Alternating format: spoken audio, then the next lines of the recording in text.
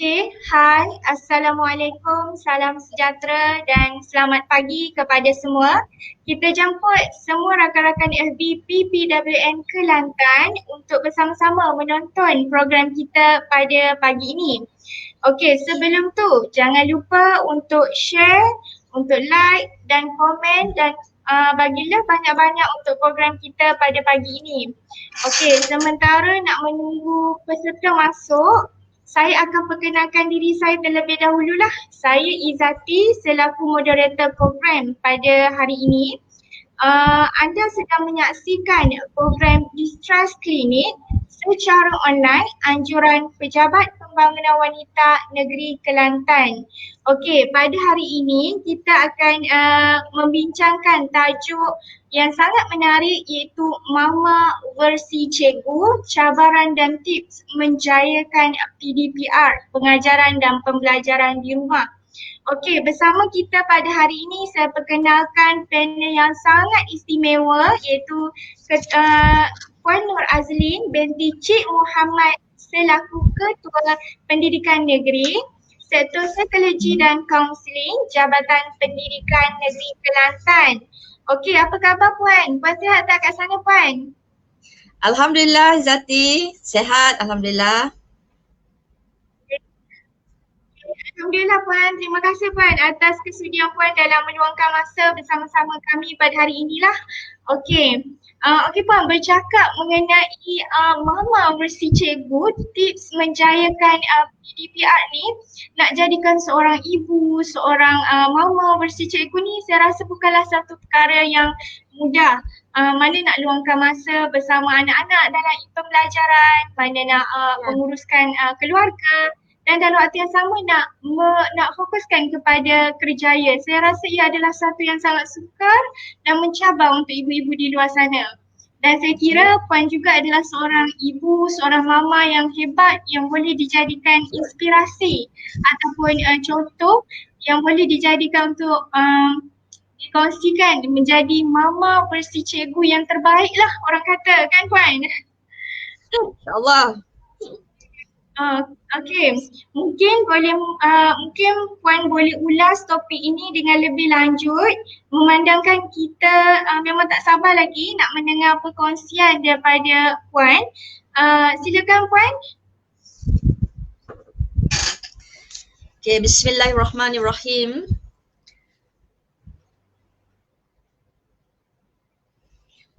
Demi masa, sesungguhnya manusia di dalam kerugian, kecuali orang-orang yang beriman dan beramal soleh dan yang sentiasa berpesan dengan kebenaran dan sentiasa berpesan dengan kesabaran.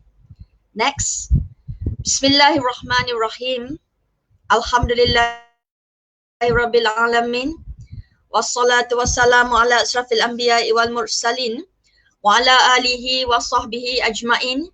Rabbi shrahli sadri wa yassirli amri wahlul 'uqdatam min lisani yafqahu qawli wala haula wala quwata illa billahi 'alil azim wala haula wala quwata illa billahi 'alil azim wala haula wala quwata illa billahi 'alil azim. Terima kasih kepada Cik Izati kita, orang yang sangat manis, manja je suaranya selaku moderator kita pada hari ini. Terima kasih. Assalamualaikum warahmatullahi taala wabarakatuh. Salam hormat, salam pengenalan, salam keilmuan, salam muntas dan salam sejahtera. Next, Zati. Dari mana punai melayang, dari paya turun ke kali. Dari mana datangnya sayang, dari mata turun ke hati. Zati dan para hadirin, ini ialah nama yang diberikan oleh arwah ayahanda saya 48 tahun yang lampau. Alhamdulillah, nama ini masih lagi terpahat bersama-sama dengan kehidupan saya, Nur Azlin binti Cik Muhammad, dan sedikit berkaitan dengan tugas duniawi yang diamanahkan kepada saya. Saya merupakan Ketua Kaunselor Pendidikan Negeri, Sektor Psikologi dan Kaunseling, Jabatan Pendidikan Negeri Kelantan. Dan saya kira tuan-tuan dan puan-puan, tak kenal maka tak cinta, maka inilah Semoga pertemuan kita selama lebih kurang 1 jam ini mengaitkan atau memungkinkan bibit-bibit cinta, dan semoga perkongsian ini akan sampai telus ke hati kita masing-masing, insya-Allah. Jadi next, Izzati.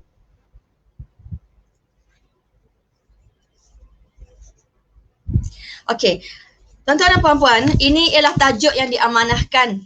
Memang besar senampaknya tajuk ini. Tajuk yang begitu viral, tajuk yang begitu hot diperkatakan pada hari ini, iaitu Mama versi Cikgu, cabaran dan tips menjayakan PDPR. Kalau kita lihat tuan-tuan dan puan-puan, kita ada pepatah menyatakan pemuda harapan bangsa, pemudi tiang negara. Dan pemudi itu pastinya kitalah kaum wanita ini, dan ada juga yang menyatakan bahawasanya tangan yang menghayun buayan itu bisa menggegarkan dunia. Jadi kalau kita lihat dalam senario situasi semasa ini, memang gegarlah rumah kita. Sebab rata-rata apabila berbincang dengan rakan-rakan yang bersama dengan PDPR ini, perkataannya ialah berperang. Kita terpaksa berperang, kita terpaksa menggegarkan rumah-rumah kita dengan PDPR ini. Makanya tuan-tuan dan puan-puan, insya-Allah tajuk ini sebenarnya mengangkat martabat kita kaum wanita sebenarnya. Kalau dulu mama ialah mama lah, ibu yang berada di rumah, ibu yang mana kita tahulah tugas hakiki ibu berada di rumah, tetapi hari ini martabat ibu ini diangkat sedikit. Kalaulah bukan jawatan kita yang hakiki pun sebagai cikgu, tapi dalam senario hari ini, senario semasa hari ini tuan-tuan dan puan-puan, mama ini dilihat sebagai seorang cikgu, seorang guru. Jadi mama versi guru.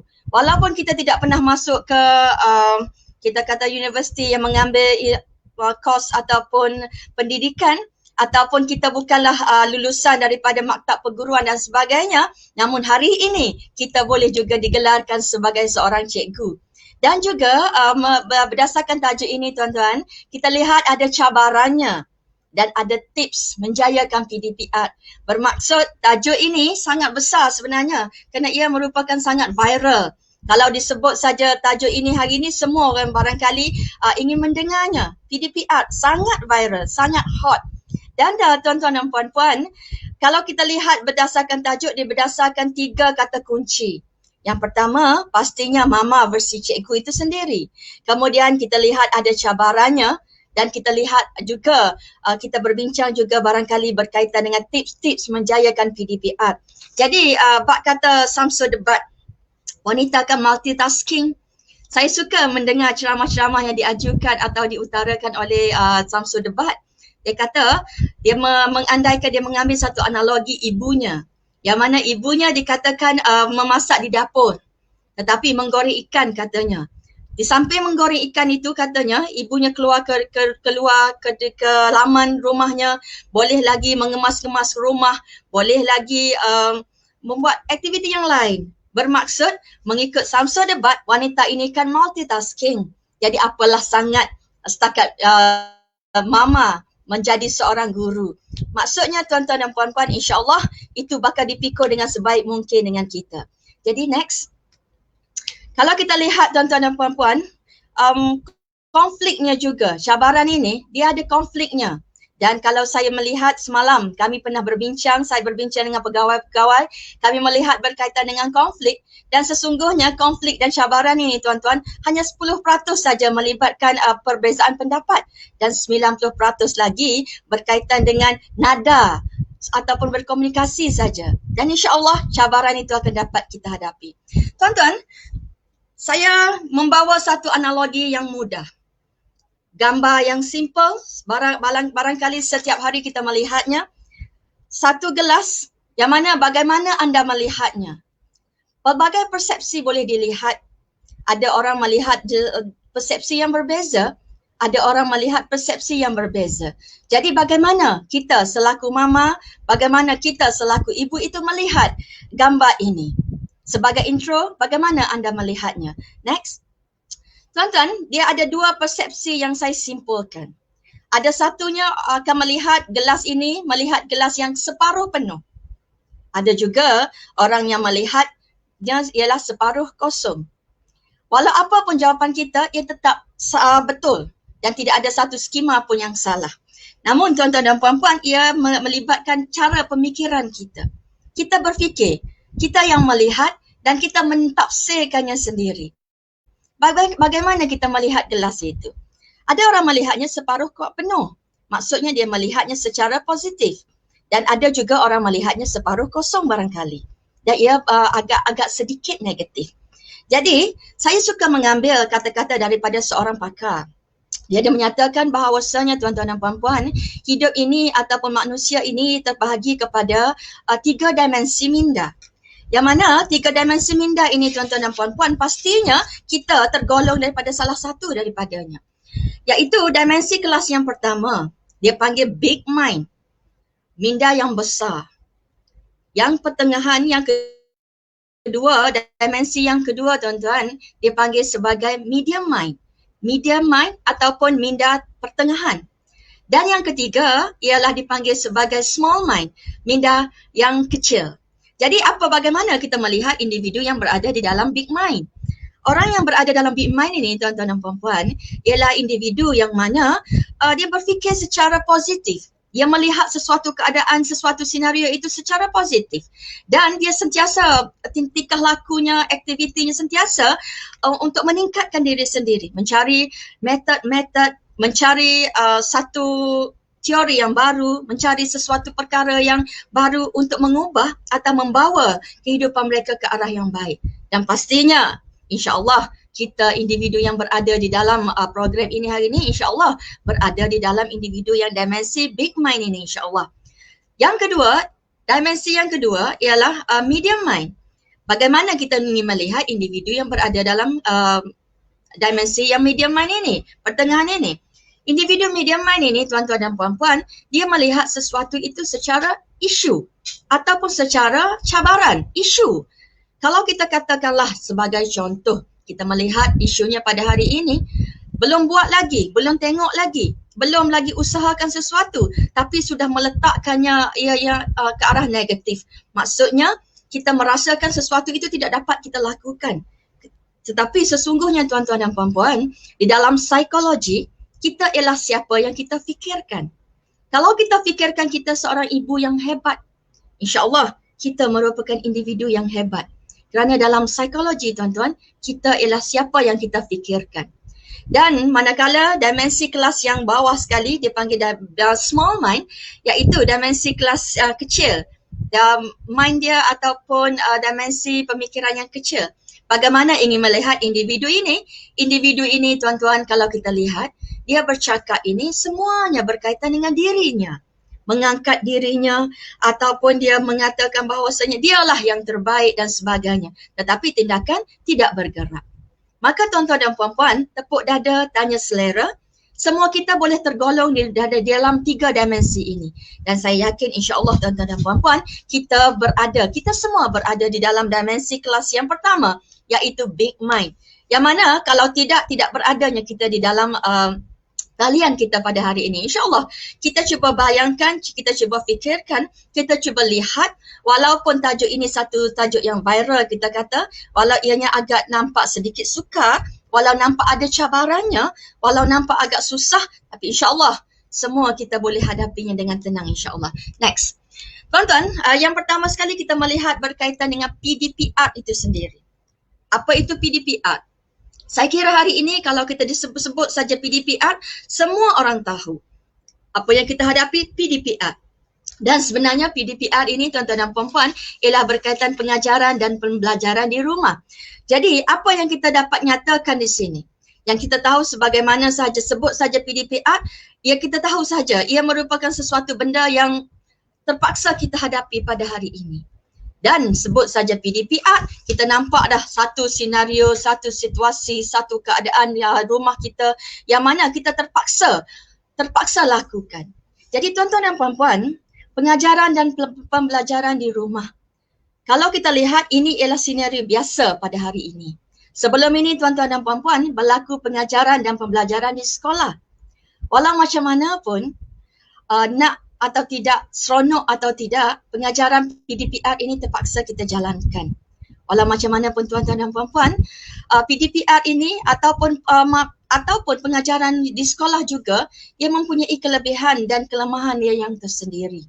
Kerana apa? Kerana proses pengajaran dan pembelajaran ini tuan-tuan dan puan-puan, ia merupakan sesuatu yang sukar sebenarnya. Ia bukan mudah dihadapi. Buktinya ia merupakan sesuatu yang sukar. Buktinya tidak semua pun individu yang berjaya dalam PDP, baik di sekolah apatah lagi di rumah. Ia merupakan satu ekosistem yang baru di dalam pendidikan, sistem pendidikan kita. Jadi tuan-tuan dan puan-puan, semuanya ada kekurangan. Even ataupun pengajaran dan pembelajaran di sekolah juga ada kekurangannya, dan ia merupakan satu proses. Bila sebut saja proses tuan-tuan dan puan-puan, ia merupakan sesuatu perjalanan yang agak panjang. Kerana menuntut ilmu ini merupakan satu perjalanan. It's a journey. It's not a destination. Ia bukan merupakan satu destinasi. Maka ia merupakan satu proses yang panjang dan perlu diteruskan. Kerana apa? Kerana kita tahu setiap daripada kita, terutamanya anak-anak kita ini perlu ada ilmu tuan-tuan. Kerana apa? Kerana kuatnya ikan itu kerana ada siripnya, ada radarnya. Kuatnya burung itu kerana ada kepak dia barangkali. Kuatnya ketam itu kerana ada sepitnya. Dan kuatnya manusia sudah pasti kerana ilmu pengetahuannya. Oleh itu barangkali kita tidak ada pilihan. Maka kalau sebelum ini tugas ini diserahkan 100% barangkali kepada guru-guru mereka di sekolah. Namun hari ini ia sudah berbeza. Ia sudah menjadi satu tanggungjawab hakiki ataupun tanggungjawab sampingan kepada kita para mama yang berada di rumah pula. Kenapa pula mama ini harus menjadi guru? Kurangkah kerja kita sebelum ini? Tetapi tuan-tuan dan puan-puan, itulah senarionya. Ekosistem baru yang terpaksa kita hadapi. Dan tuan-tuan dan puan-puan, menurut Albert Einstein, life is like riding a bicycle. To keep your balance, you must keep moving. Jadi untuk terus bergerak, untuk terus maju, untuk terus menghadapi ataupun berada di dalam kehidupan ini, kita terus bergerak dan kita terus maju ke hadapan insya-Allah. Next. Tuan-tuan dan puan-puan, bila sebut saja PDPR, memang tidak pernah, saya kira tidak pernah ada seorang pun yang pernah termimpikan bahawasanya suatu hari nanti setiap kita yang bergelar ibu ini bakal menjadi guru. Saya kira juga tidak pernah termimpi pun individu yang tidak pernah mengambil kursus perguruan, tetapi hari ini bapanya, ibunya juga akan menjadi guru. Dan saya kira kita tidak pernah termimpi ataupun terbayang pun tuan-tuan dan puan-puan bahawasanya suatu hari nanti kita akan berada di rumah, menuntut ilmu di rumah, secara online, secara atas talian dan sebagainya, dan ini merupakan satu senario yang tidak pernah kita mimpikan selama ini. Namun tuan-tuan dan puan-puan, apa yang tidak pernah kita mimpikan itu terjadi. Apabila ia terjadi, itu harus kita hadapi dengan tenang dan tabah insya-Allah. Dan sesungguhnya secara peribadi tuan-tuan dan puan-puan, ini juga merupakan pengalaman pertama bagi diri saya. Tidak pernah termimpi tuan-tuan ingin berceramah kepada ataupun bercakap berkongsi dengan tuan-tuan dan puan-puan hanya berada di hadapan kamera sahaja. Bercakap seorang diri, berada di dalam bilik ataupun lokasi saya, bercakap seorang diri. Tidak tahu apa yang siapakah audiensnya, tidak melihat apa yang berada di hadapan. Dan itu walau macam mana pun tuan-tuan, itu merupakan sesuatu norma baharu yang perlu kita hadapi hari ini. Tuan-tuan, PDPR ini tidak pernah termimpi di sesiapa pun. Kalau kita tanya pernah tak kita bayangkan bahawasanya suatu hari nanti kita akan berada di rumah dan menuntut ilmu dan ibu bapa selaku moderatornya, ibu bapa selaku fasilitatornya, bahkan ibu bapa juga boleh digelarkan sebagai gurunya, itu memang tidak pernah termimpi. Walau macam mana pun tuan-tuan dan puan-puan, ia juga merupakan satu revolusi baru di dalam sistem pendidikan kita. Sesuatu yang baru. Dan sebenarnya perkara yang baru ini tuan-tuan dan puan-puan, memanglah kita tidak tahu lagi, ada barangkali ada kebaikannya dan barangkali kita ada keburukannya. Namun tuan-tuan dan puan-puan, dalam sudut yang manakah ingin kita pandang? Kita ingin melihat revolusi ini sebagai sesuatu yang bagaimana? Adakah ia sesuatu yang menyusahkan? Adakah kita ingin melihat ianya merupakan sesuatu yang menyukarkan? ataupun ini merupakan satu peluang baru untuk kita. Saya pernah terbaca di dalam satu buku, tuan-tuan. Dia kata, ada setengah orang melihat sesuatu peluang itu sebagai satu peluang. Dan dia mengambil satu analogi yang mudah. Seorang individu tiba-tiba saja terdampar di sebuah pantai. Dan di pantai itu tidak ada individu yang lain. Dan semua individu di pantai itu katanya tidak memakai slipper. Berkaki ayam. Jadi ada individu yang memandang ini merupakan satu peluang untuk dia mengadakan bisnes menjual slipper dan sebagainya. Dan ada individu lain yang memandang ini siapa yang nak beli? Siapa yang ingin pakai sedangkan semua pun berkaki ayam. Maksudnya tuan-tuan dan puan-puan, kita boleh memandang dari sudut mana yang kita ingin lihat. Dan kalau kita lihat analoginya seorang individu. Di atas individu seseorang itu tuan-tuan dan puan-puan, kita boleh melihat sudut yang baik dan juga sudut yang buruknya. Kita boleh melihat, kita boleh scan dalam kedua-dua position. Kedua-dua posisi kita boleh lihat. Dan tuan-tuan dan puan-puan, kalau kita ingin lihat dalam sudut baiknya, maka akan jumpa baiknya lah. Kalau kita ingin melihat dalam sudut buruknya, maka memang terdapat banyak sekali keburukan. Dan PDPR ini merupakan satu revolusi baru. Dan bukan itu saja, dia merupakan landscape pembelajaran juga berubah. Kerana apa tuan-tuan dan puan-puan? Kerana ia merupakan pembelajaran yang baru. Dan juga landscape pembelajaran berubah. Kalau dulu kita belajar semua PDP ataupun pengajaran dan pembelajaran ini berlaku di sekolah. Guru yang menyampaikan secara berdepan di dalam bilik darjah dan kita barangkali selaku ibu dan ayah tidak pernah mengambil tahu barangkali apa yang terjadi di dalam bilik darjah tersebut. Namun pada hari ini tuan-tuan dan puan-puan, landscape pembelajaran itu berubah sama sekali. Anak-anak berada bersama dengan kita di rumah dan menuntut ilmu secara atas talian dan sebagainya. Jadi landscape pembelajaran itu berubah dan sedikit sebanyak juga merubah cara pendidikan kita ataupun cara penerimaan itu. Dan juga penyampaian bilik darjah kepada pembelajaran secara dalam talian. Bagaimana yang saya katakan tadilah, revolusi baru, landscape pembelajaran dan berubah dan juga jika bila itu berlaku tuan-tuan dan puan-puan, perubahan peranan jugalah di dalam ibu bapa kita. Peranan kita selaku ibu bapa kalau sebelum ini tuan-tuan dan puan-puan hanya berperanan untuk memberikan ilmu ataupun menyokong dari belakangnya sahaja. Namun hari ini peranan ibu bapa sudah pun berubah. Kalau sebelum ini sebagai pemantau barangkali, kalau sebelum ini sebagai jurulihat barangkali, atau sebelum ini hanya sebagai penyelia barangkali, tetapi hari ini kita terlibat secara langsung di dalam sesi PDP ataupun pengajaran pembelajaran anak-anak kita. Sudah pasti wujudnya situasi canggung tuan-tuan dan puan-puan.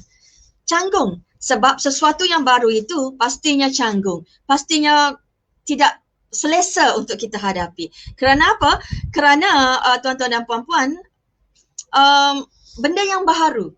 Sebagai contoh analogi yang mudah saya ambil lagi, kita sebagaimana kita mengendalikan barang-barang elektrik di dapur rumah kita lah. Kalau rice cooker yang baru, walaupun ia nampaknya baru, tetapi cara penggunaannya barangkali berbeza. Cara pengendaliannya barangkali berbeza. Dan itu merupakan sesuatu yang baru dan canggung untuk kita. Tetapi lama-kelamaan, barangkali lebih selesa ataupun lebih baik daripada apa yang kita ada sebelum ini. Namun tuan-tuan dan puan-puan, walaupun canggung, walaupun sukar, walaupun ada cabaran dan dugaan yang barangkali, apa pilihan yang kita ada sebenarnya? Apa pilihan yang kita ada? Ada ketikanya tuan-tuan dan puan-puan, kita melihat Allah sembunyikan matahari. Tiba-tiba matahari tidak ada. Kita mencari-cari di manakah matahari. Tiba-tiba Allah turunkan hujan petir. Dan barangkali kita ketikanya sedih, kenapa adanya hujan petir ini? Tetapi tuan-tuan dan puan-puan, di akhirnya Allah berikan kita satu pelanginan indah. Jadi tuan-tuan dan puan-puan, apa pilihan yang kita ada pada hari ini? Barangkali agaknya cuba kita bayangkan, anak-anak kita dibenarkan untuk berada di persekolahan mereka. Mereka dibenarkan untuk hadir ke sekolah, mengadakan PDP ataupun pengajaran dan pembelajaran secara bersemuka di dalam bilik darjah bersama dengan guru-guru sebagaimana apa yang berlaku sebelum ini. apa situasi kita. Agaknya apa yang seorang ibu, seorang ayah rasakan di dalam hati naluri mereka. Yang mana kita melihat amukan COVID-19 hari ini, pandemik semakin mengamuk kita kata.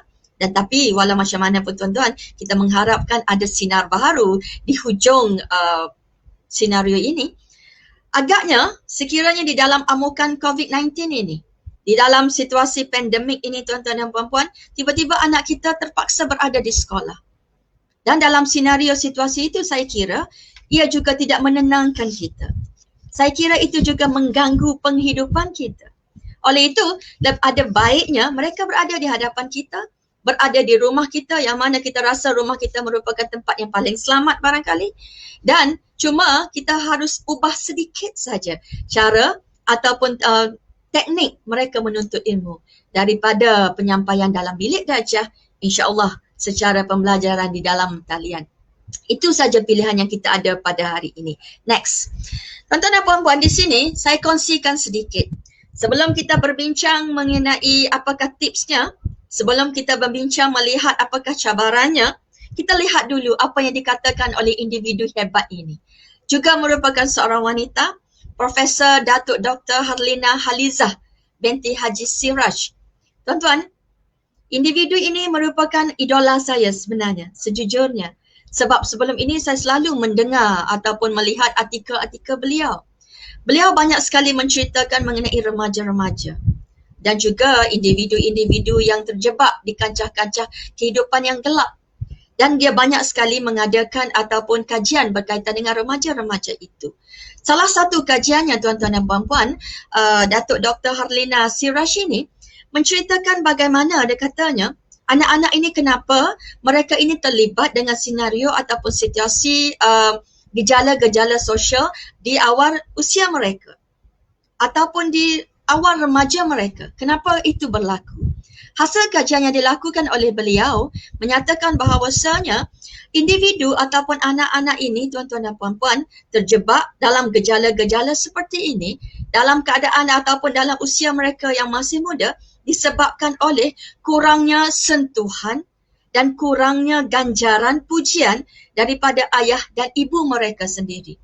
Tuan-tuan dan puan-puan, alangkah malangnya kita sebagai ayah dan ibu sekiranya anak-anak ini menjadi keadaan tersebut disebabkan oleh salah satu faktornya juga terdorong daripada kita. Na'udzubillah min zalik. Dan saya mengharapkan, saya mengandaikan insya-Allah anak-anak kita akan mendapat yang terbaik daripada seorang ibu yang bernama kita, daripada seorang ayah yang bernama kita. Tuan-tuan, Dr. Harlina ini menyatakan seorang anak itu perlukan sentuhan, perlukan banyak sekali dipeluk ataupun dimanjakan, pampered oleh ayah dan ibu mereka. Mereka perlukan itu. Dan individu yang cerdik, individu yang pandai dikatakan bahawasanya banyak sekali sentuhan dan pelukan daripada ayah dan bonda mereka.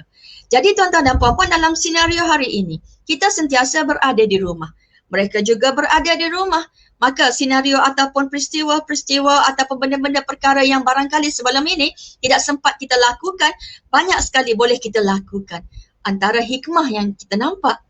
Dan tuan-tuan, dia juga menyatakan bahawasanya anak-anak remaja ini akan lebih terdorong dengan gejala-gejala disebabkan juga kurang pujian daripada ayah dan bonda.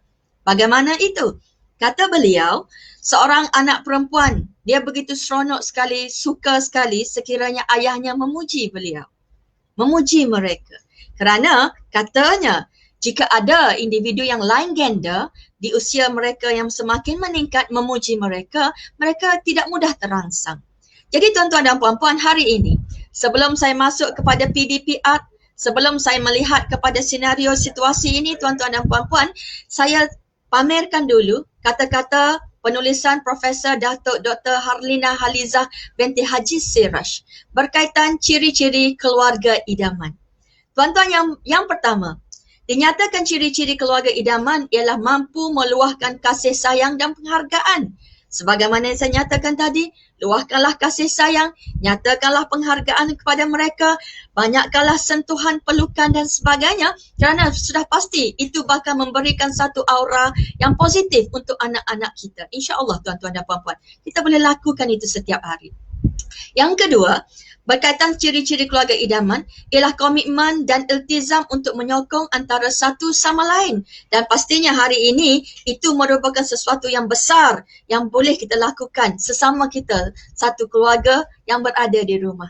Yang ketiga, mampu melaksanakan komunikasi positif dan efektif. Tuan-tuan dan puan-puan, ini juga memainkan peranan yang penting. Komunikasi yang konstruktif perlu ada di dalam keluarga kita. Perlu ada di dalam masyarakat ataupun keluarga kecil kita. Kerana tanpa komunikasi yang konstruktif ini, tuan-tuan dan puan-puan, barangkali akan berlakulah konflik-konfliknya. Sebagaimana yang saya jelaskan di awal pertemuan kita tadi. Punca konflik, tuan-tuan dan puan-puan, 10% saja berkaitan dengan perbezaan pendapat. Dan 90% lagi konflik ini hadirnya kerana nada komunikasi yang berbeza. Maka insya-Allah dengan mengamalkan komunikasi yang konstruktif ini akan lahirlah ciri-ciri keluarga idaman yang kita inginkan. Dan sesungguhnya jika berlaku saja sedikit kekurangan ataupun kepincangan di dalam rumah tangga ataupun di dalam keluarga itu, perkara pertama barangkali yang akan yang akan terkesan ialah komunikasinya. Maka insya-Allah dalam senario yang sukar ini, komunikasi ini boleh kita perbaiki, boleh kita perkemaskan lagi supaya menjadikan keluarga ini ialah keluarga yang terbaik, keluarga idaman kita insya-Allah. Seterusnya nombor 4, tuan-tuan dan puan-puan, rumah sebagai tempat yang selamat. Sebagaimana saya nyatakan tadi, tuan-tuan dan puan-puan, bayangkan di dalam amukan COVID-19, di dalam situasi pandemik sekarang ini, bayangkan anak-anak kita terpaksa juga pergi ke sekolah, terpaksa juga berada di dalam bilik darjah dan sebagainya, di mana kita rasakan itu bukan satu tempat yang agak selamat jika dibandingkan dengan keadaan di rumah kita. Dan barangkali senario PDPR ini sangat bagus untuk situasi anak-anak kita pada hari ini. Dan yang kelima, tuan-tuan dan puan-puan, ialah kesejahteraan spiritual yang mana mampu menangani stres dan juga konfliknya. InsyaAllah tuan-tuan dan puan-puan, jika ini dapat kita atasi dengan baik, insyaAllah kita akan melihat keluarga kita merupakan keluarga sakinah, keluarga yang diidamkan, keluarga idaman kita, dan insyaAllah dia akan menjadikan kita sebagai sesuatu ataupun keluarga sebagaimana yang kita idam-idamkan. Next. Tuan-tuan dan puan-puan, dalam konteks PDPR, tadi kita melihat berkaitan dengan ciri-ciri keluarga idaman. Dan dalam konteks PDPR juga, semua ciri keluarga idaman ini perlu kita praktik dan perlu kita perkemaskan agar insya-Allah entiti keluarga kita harmoni dan menjadi kukuh. Bermaksud tuan-tuan dan puan-puan untuk mengendalikan PDPR ini, insya-Allah dengan penerapan nilai-nilai yang sebagaimana ciri-ciri keluarga idaman itu tadi, menjadikan PDPR anak kita juga akan berhasil ataupun membawa kepada sesuatu keadaan yang positif. Jika ada sesuatu yang perlu dibincangkan, maka bincangkanlah. Jika perlu ada muzakarah ataupun mesyuarat sesama kita, maka bermesyuaratlah. Kerana insya-Allah kita menuju ke arah sesuatu yang baik dan sesungguhnya insya-Allah tuan-tuan dan puan-puan, mama, papa, ayah, ibu yang berada di rumah boleh membawa, mendorong keluarga ini ke arah sesuatu yang terbaik insya-Allah. Tuan-tuan, sebut saja berkaitan dengan muzakarah. Sebut saja berkaitan dengan mesyuarat, sebut saja berkaitan dengan perbincangan. Terbayang saya satu cerita yang diceritakan oleh seorang ustaz. Suatu ketika tuan-tuan dan puan-puan, saya berkesempatan untuk melihat satu forum berkaitan dengan Maulidur Rasul. Dan pada ketika itu tuan-tuan, forum itu bercerita mengenai senario ataupun situasi yang berada dalam satu keluarga, di dalam satu rumah. Yang mana tajuk Maulidur Rasul pada ketika itu ialah muafakat membawa berkat. Alhamdulillah saya diberikan ruang oleh Allah SWT untuk menyaksikan forum itu. Kata seorang ustaz tu tuan-tuan, dia menceritakan bagaimana senario di dalam satu keluarga, di dalam sebuah rumah, malam Hari Raya Aidilfitri. Tuan-tuan, individu yang berada di dalam rumah itu, yang pertamanya ialah ayahnya, yang kedua ialah ibunya, yang ketiga ialah kakaknya yang sulung, dan orang individu yang keempat ialah adiknya yang bongsu, seorang lelaki. Bermaksud di dalam rumah itu hanya ada 4 individu. Bayangkanlah malam Hari Raya Aidilfitri, sudah pastinya banyak sekali perkara yang perlu diselesaikan. Banyak sekali kesibukan yang melanda. Yang si ibunya perlu menyiapkan kuih muih dan sebagainya. Yang si kakaknya perlu mengemas rumah, ayahnya, adiknya dan sebagainya. Diceritakan tuan-tuan dan puan-puan, bermula saja hari Raya itu, bermula saja bulan Ramadan itu, bermula bulan puasa, ibunya pada tahun tersebut sudah bermula membeli pakaian Hari Raya Aidilfitri untuk anak-anaknya. Dan salah satu pakaian dibeli ialah untuk anak lelaki yang bongsunya itu. Jadi oleh kerana ia merupakan sesuatu benda yang baru ataupun masih lagi awal, maka pakaian itu disimpan di dalam almari. Jadi pada malam Hari Raya Aidilfitri itu sudah pastinya ia merupakan satu saat ataupun satu ketika yang boleh dikeluarkan pakaian tersebut. Maka mereka pun keluarkanlah, dan anak lelaki ini mencubalah pakaian yang ingin dipakai keesokan harinya. Kerana baju itu dibeli awal bulan puasa, maksudnya sebulan sebelum. Jadi tuan-tuan, nak dijadikan cerita, pada malam itu anak lelaki yang bongsu ini mencubalah pakaian yang harus dipakai untuk waktu pagi keesokan harinya. Bila dicuba tuan-tuan, sebelah atas bajunya okey, tangannya elok, tangannya sesuai, perfect, kena dengan saiz tubuh anak yang bongsu itu. Manakala tuan-tuan dan puan-puan, apabila dicuba ataupun ditry ataupun dipakai seluarnya itu agak panjang, labuh sedikit. Barangkali dalam 3 inci labuhnya. Maka si anak ini rasanya kurang selesa. Bagaimana dia ingin memakai sesuatu ataupun memakai pakaian Hari Raya Aidilfitri yang pastinya itu merupakan pakaian terbaik harusnya dipakai. Maka anak yang bongsu ini bertemu dengan ibunya. Dia memberitahu ibunya, "Ibu, macam mana ni seluar ni? Labuh, panjang. Takkanlah esok pagi saya akan pakai seluar yang labuh ini." Maka yang si ibu yang tengah sibuk di dapur ini menyatakan, "Oh, labuh juga tu. Lebih kurang 3 inci labuhnya." Maka si ibu berkata, "Tak apalah, nanti ibu baiki. Letaklah dulu dekat mesin jahit." Maka ibu meneruskan kerjanya. Tuan-tuan dan puan-puan, 5 minit kemudian anaknya melihat seluarnya masih lagi belum dipotong. 10 minit juga belum. Maka anak ini agak sudah berputus asa. Dan anak ini pun tuan-tuan dan puan-puan bertemu dengan ayahnya. Cuba memberitahu ayahnya, cuba menagih simpati daripada ayahnya supaya ayahnya membaiki seluarnya. Supaya esok keadaan baju dan seluarnya itu dapat dipakai dengan sebaik mungkin. Apa kata ayahnya? Ayahnya menyatakan bahawasanya sukar. Dia juga dalam keadaan yang sibuk. Maka gagal usaha adiknya yang bongsu ini juga gagal. Dan akhirnya dia memberitahu ayahnya, "Ibu kata 3 inci saja lebihnya ya, tolong baiki." Tapi juga tidak berhasil. Dan usaha terakhir anak ini, yang bongsu ini tuan-tuan, dia bertemu dengan si kakaknya pula. Bagaimana kakak dia boleh tak tolong baiki seluarnya ini? Kakaknya juga dalam keadaan yang sibuk, juga tidak dapat dia baiki. Tuan-tuan dan puan-puan, akhirnya tidurlah si adik bongsu ini dalam keadaan yang sedih. Dalam keadaan yang duka cita kerana seluarnya itu panjang lebih 3 inci daripada yang sepatutnya. Tuan-tuan, sebelum di malam harinya, sebelum tidur, ayahnya masuk dalam bilik, rasa dah nak terlelap itu, terbayang, wah, seluar adik ini belum lagi siap dibaiki. Maka tuan-tuan dan puan-puan, ayahnya pun pergilah ke mesin jahit, ambillah tali inci, ukurlah 3 inci, maka dipotonglah 3 inci seluar adiknya tadi. Oleh kerana esok merupakan Hari Raya Aidilfitri, rumah harus berada dalam keadaan yang kemas dan selesa, maka lebihan yang telah dipotong itu dibuang di luar rumah. Dan ayahnya tidak berkomunikasi dengan sesiapa pun. Diletakkan kembali seluar itu dan terus masuk tidur dengan keadaan yang senang dan hati yang lapang kerana telah berjaya menjalankan sesuatu yang terbaik untuk anak yang bongsu. Tuan-tuan, tidak berkomunikasi. Tidurlah sang ayah dengan hati yang girang gemilang.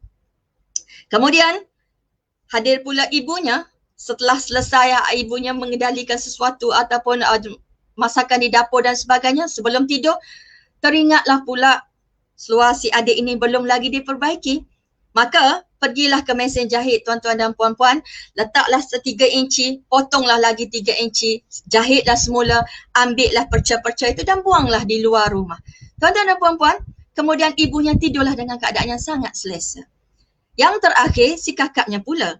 Kakaknya sebelum tertidur ataupun sebelum dibuat mimpi yang indah, teringat pula seluar adiknya tadi yang telah berkali-kali memohon supaya dibaiki. Maka kakaknya pula mengambillah tali inci, ukurlah 3 inci, maka potonglah 3 inci dalam keadaan yang selesa dan tidurlah. Tuan-tuan dan puan-puan, selepas itu, semuanya melakukan sesuatu yang baik, bukan tidak baik. Melakukan sesuatu yang sepatutnya, tetapi tidak ada komunikasinya, tidak ada perbincangan di kalangan mereka. Maka besok keesokan paginya, bangun saja pada hari raya Aidilfitri, tuan-tuan dan puan-puan, si adiknya begitu gilang gemilang, datanglah ke dapur bersama berkomunikasi dengan 3 individu yang berada di situ. Maka si adik bertanyalah, bagaimana dengan seluar adik? Ketiga-tiganya menjawab, sudah selesai. Maka alhamdulillah adiknya memakailah baju dan pakailah seluarnya ya tuan-tuan yang telah dipotong sebanyak 3 kali 3 sebanyak 9 inci. Tuan-tuan, dalam senario sebegitu, satu rumah yang hanya ada 4 individu, tanpa komunikasi yang kemas, tanpa perbincangan yang jitu, situasi senario ini juga boleh berlaku. Jadi tuan-tuan dan puan-puan, untuk menjayakan sesuatu perkara yang baru ini, sesuatu benda yang revolusi baru ini yang kita katakan, yang mengubah landscape ini, perbincangan demi perbincangan harus kita lakukan. Supaya apa? Supaya PDPR ini dapat kita jalankan. Supaya PDPR ini dapat berlangsung dengan sebaik mungkin. Supaya PDPR ini dapat kita kurangkan konfliknya. Supaya PDPR ini tuan-tuan dan puan-puan mencapai objektif yang kita inginkan. Next. Tuan-tuan dan puan-puan, jika dilihat kepada PDPR, pasti ada cabarannya. Kalau kita sebut sebagai cabaran, adakah cabarannya itu? Dan tuan-tuan dan puan-puan, hidup ini juga penuh cabaran sebenarnya. Hidup juga merupakan satu dugaan. Untuk memberikan satu ganjaran yang hebat, cabaran dan dugaannya juga pastinya hebat. Dan dalam PDPR, kita melihat adakah cabarannya itu? Apakah cabarannya itu? Adakah ianya mengganggu kita? Adakah ianya tidak dapat kita atasi dengan sebaik mungkin? Adakah cabaran ini merupakan sesuatu yang bakal mengganggu seluruh penghidupan kita seluruhnya? Namun tuan-tuan dan puan-puan, dalam hidup ini merupakan satu pilihan sebenarnya. Hidup kita merupakan pilihan. Kita boleh memilih, kita boleh memikirkan apa yang perlu ataupun bagaimana pencorakan hidup kita ingin kita corakkan. Adakah kita ingin corakkan yang di sebelah kanan atau ingin kita corakkan yang di sebelah kiri? Dan kehidupan kita ini dicorakkan oleh kita sendiri, berada di dalam situasi, berada di dalam kelompok ataupun bekas dia yang tersendiri. Tuan-tuan, sesuatu yang baru itu pastinya ada cabarannya. PDPR tuan-tuan baru saja kita jalankan akhir-akhir ini. Barangkali dalam tempoh tak sampai setahun pun, ia merupakan sesuatu yang sangat baru. Pastinya ada cabarannya. Namun sebagaimana yang saya nyatakan di awal tadi, adakah kita ingin melihat ataupun kita ingin mengambil sesuatu itu sebagai sesuatu yang berat, atau nak dijadikan cabaran ini sebagai sesuatu yang bakal mengganggu seluruh penghidupan kita? Ataupun kita ingin melihat atau mengatasinya supaya penghidupan kita ini dapat dilalui dengan begitu tenang dan berjaya. Apa yang perlu kita lakukan? Dan sesuatu benda perlu kita letak sebagai cabaran itu. Dan kita perlu lakukan sesuatu. Sebab yang bulat itu tidak akan datang bergolek. Yang pipih itu tidak akan datang melayang. Walaupun situasi atau bentuk fizikalnya bulat, tetapi jika tidak ada daya yang menolaknya, pasti tidak akan bergerak. Walaupun sesuatu benda itu bentuknya pipih, tetapi jika tidak ada daya untuk kita ambil dan kita lemparkan ia, maka ia juga tidak boleh bergerak. Jadi next, cabaran ini, adakah cabarannya? Dan juga saya letakkan satu tanda tanya di sini. Adakah cabaran ini? Pastinya sesuatu yang baru ini mesti ada cabarannya. Tuan-tuan, ada individu yang diduga berkaitan dengan rumah tangganya. Ada individu yang diduga dengan keuangannya. Ada individu diduga dengan melalui anak-anaknya. Namun tuan-tuan dan puan-puan, dugaan itu, cabaran itu pastinya untuk memberikan kita ganjaran sesuatu. Jadi tuan-tuan dan puan-puan, cabaran ini perlu kita tangani. Memang ada, pastinya ada, tetapi insya-Allah dengan susunan ataupun dengan pembawakan diri kita, dengan pemikiran kita yang positif, insya-Allah cabaran ini dapat kita atasi dengan baik. Next. Tuan-tuan, slide ini menggambarkan sesuatu benda yang sangat besar. Jika saya pamerkan saja slide ini tuan-tuan dan puan-puan, apa yang tuan-tuan nampak? Balik semula Zati. Apa yang tuan-tuan dapat nampak? Tuan-tuan, yang pertama sekali, ini ialah senario biasa, fitrahnya kita sebagai manusia. Jika saya tunjuk ataupun paparkan saja slide ini tuan-tuan, apa yang kita nampak yang pertama sekali kita akan nampak bentuk biru itu, bintang barangkali. Kemudian kita akan nampak bentuk love-nya kerana warnanya merah. Kemudian kita akan nampaklah yang di hujung-hujungnya itu. Itu fitrah biasa manusia. Tuan-tuan, saya tidak nafikan gambar itu memang ada. Dalam slide ini gambar itu memang ada. Namun tuan-tuan dan puan-puan, gambar ini walaupun ada tetapi bentuknya kecil. Jika dibandingkan dengan slide yang ada ini tuan-tuan dan puan-puan, gambar yang kita fokuskan itu, gambar ataupun image yang kita lihat itu hanyalah kecil. Kecil saja, udahlah kecil. Berada pula di sudut-sudut sahaja, di tepi-tepi sahaja. Tetapi fitrahnya manusia ini tuan-tuan dan puan-puan, kita melihat sesuatu kehidupan ini, kita nampak yang kecil-kecil itu barangkali. Sedangkan apa yang kita fokuskan sebenarnya ialah ia merupakan satu slide yang besar. Secara menyeluruh slide ini ialah besar dan juga ia merupakan sesuatu yang sangat banyak, besar. Tapi yang kita fokuskan itu ialah perkara yang kecil. InsyaAllah kita fokuskan kebaikan, kita fokuskan sesuatu yang boleh membantu kita, PDP ini akan membawa kepada kebaikan. Next. Tuan-tuan dan puan-puan, saya ada masa yang tidak banyak lagi. Saya melihat, saya bahagikan cabaran itu tadi kepada dua bahagian. Yang pertama cabaran luaran. Yang kedua cabaran dalaman. Tuan-tuan, apakah itu cabaran luaran? Saya meletakkan dua jenis cabaran ini kerana supaya boleh kita lihat. Yang pertama, cabaran yang kita selalu bayangkan tuan-tuan ialah merupakan cabaran yang luaran. Di luar skop kita. Di luar kemampuan kita. Di luar keupayaan kita untuk menanganinya. Contoh, sebagai contoh akses internet yang tidak mencukupi, ataupun rumah kita tidak ada internetnya, ataupun peranti yang tidak mencukupi, ataupun sesuatu sistem yang tidak dapat kita bayangkan ataupun di luar kemampuan kita untuk mengatasi. Tuan-tuan, cabaran ini di luar kemampuan kita dan saya meletakkan ia merupakan cabaran luaran yang kita tidak berdaya untuk menanganinya. Dan yang kedua ialah cabaran dalaman. Tuan-tuan, yang dalaman ini berada di dalam skop kita. Yang boleh kita perbaiki insya-Allah, yang boleh kita bawa insya-Allah, yang boleh dibentuk mengikut keinginan dan juga corak yang kita bawa. Next. Tuan-tuan, yang luaran tadi setelah saya sebut berkaitan dengan sistem atau berkaitan dengan sesuatu di luar kemampuan kita. Tuan-tuan, yang ini insya-Allah kita tidak sentuh untuk hari ini dalam masa yang singkat ini. Kita lihat next, Zati. Kita lihat yang dalaman. Dalam dalaman ini tuan-tuan, ini merupakan skop, di dalam skop perbincangan kita.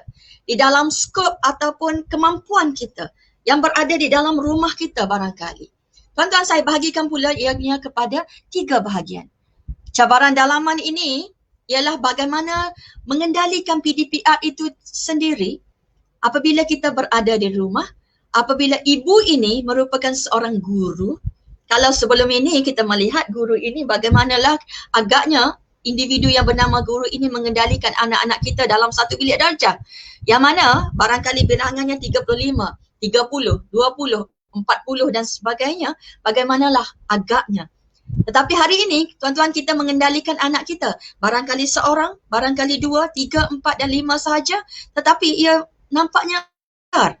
Rupanya sukar juga ya tugas seorang yang bernama guru ini. Next. Tuan-tuan, saya bagikan kepada 3 tadi. Sebelum PDPR, sebelum PDPR, selepas PDPR dan juga semasa PDPR, dan juga selepas PDPR. Dan semuanya itu ialah berkait rapat sebenarnya tuan-tuan. Yang pertama, ini merupakan cabaran-cabaran yang kita hadapi. Tuan-tuan, kita boleh atasinya.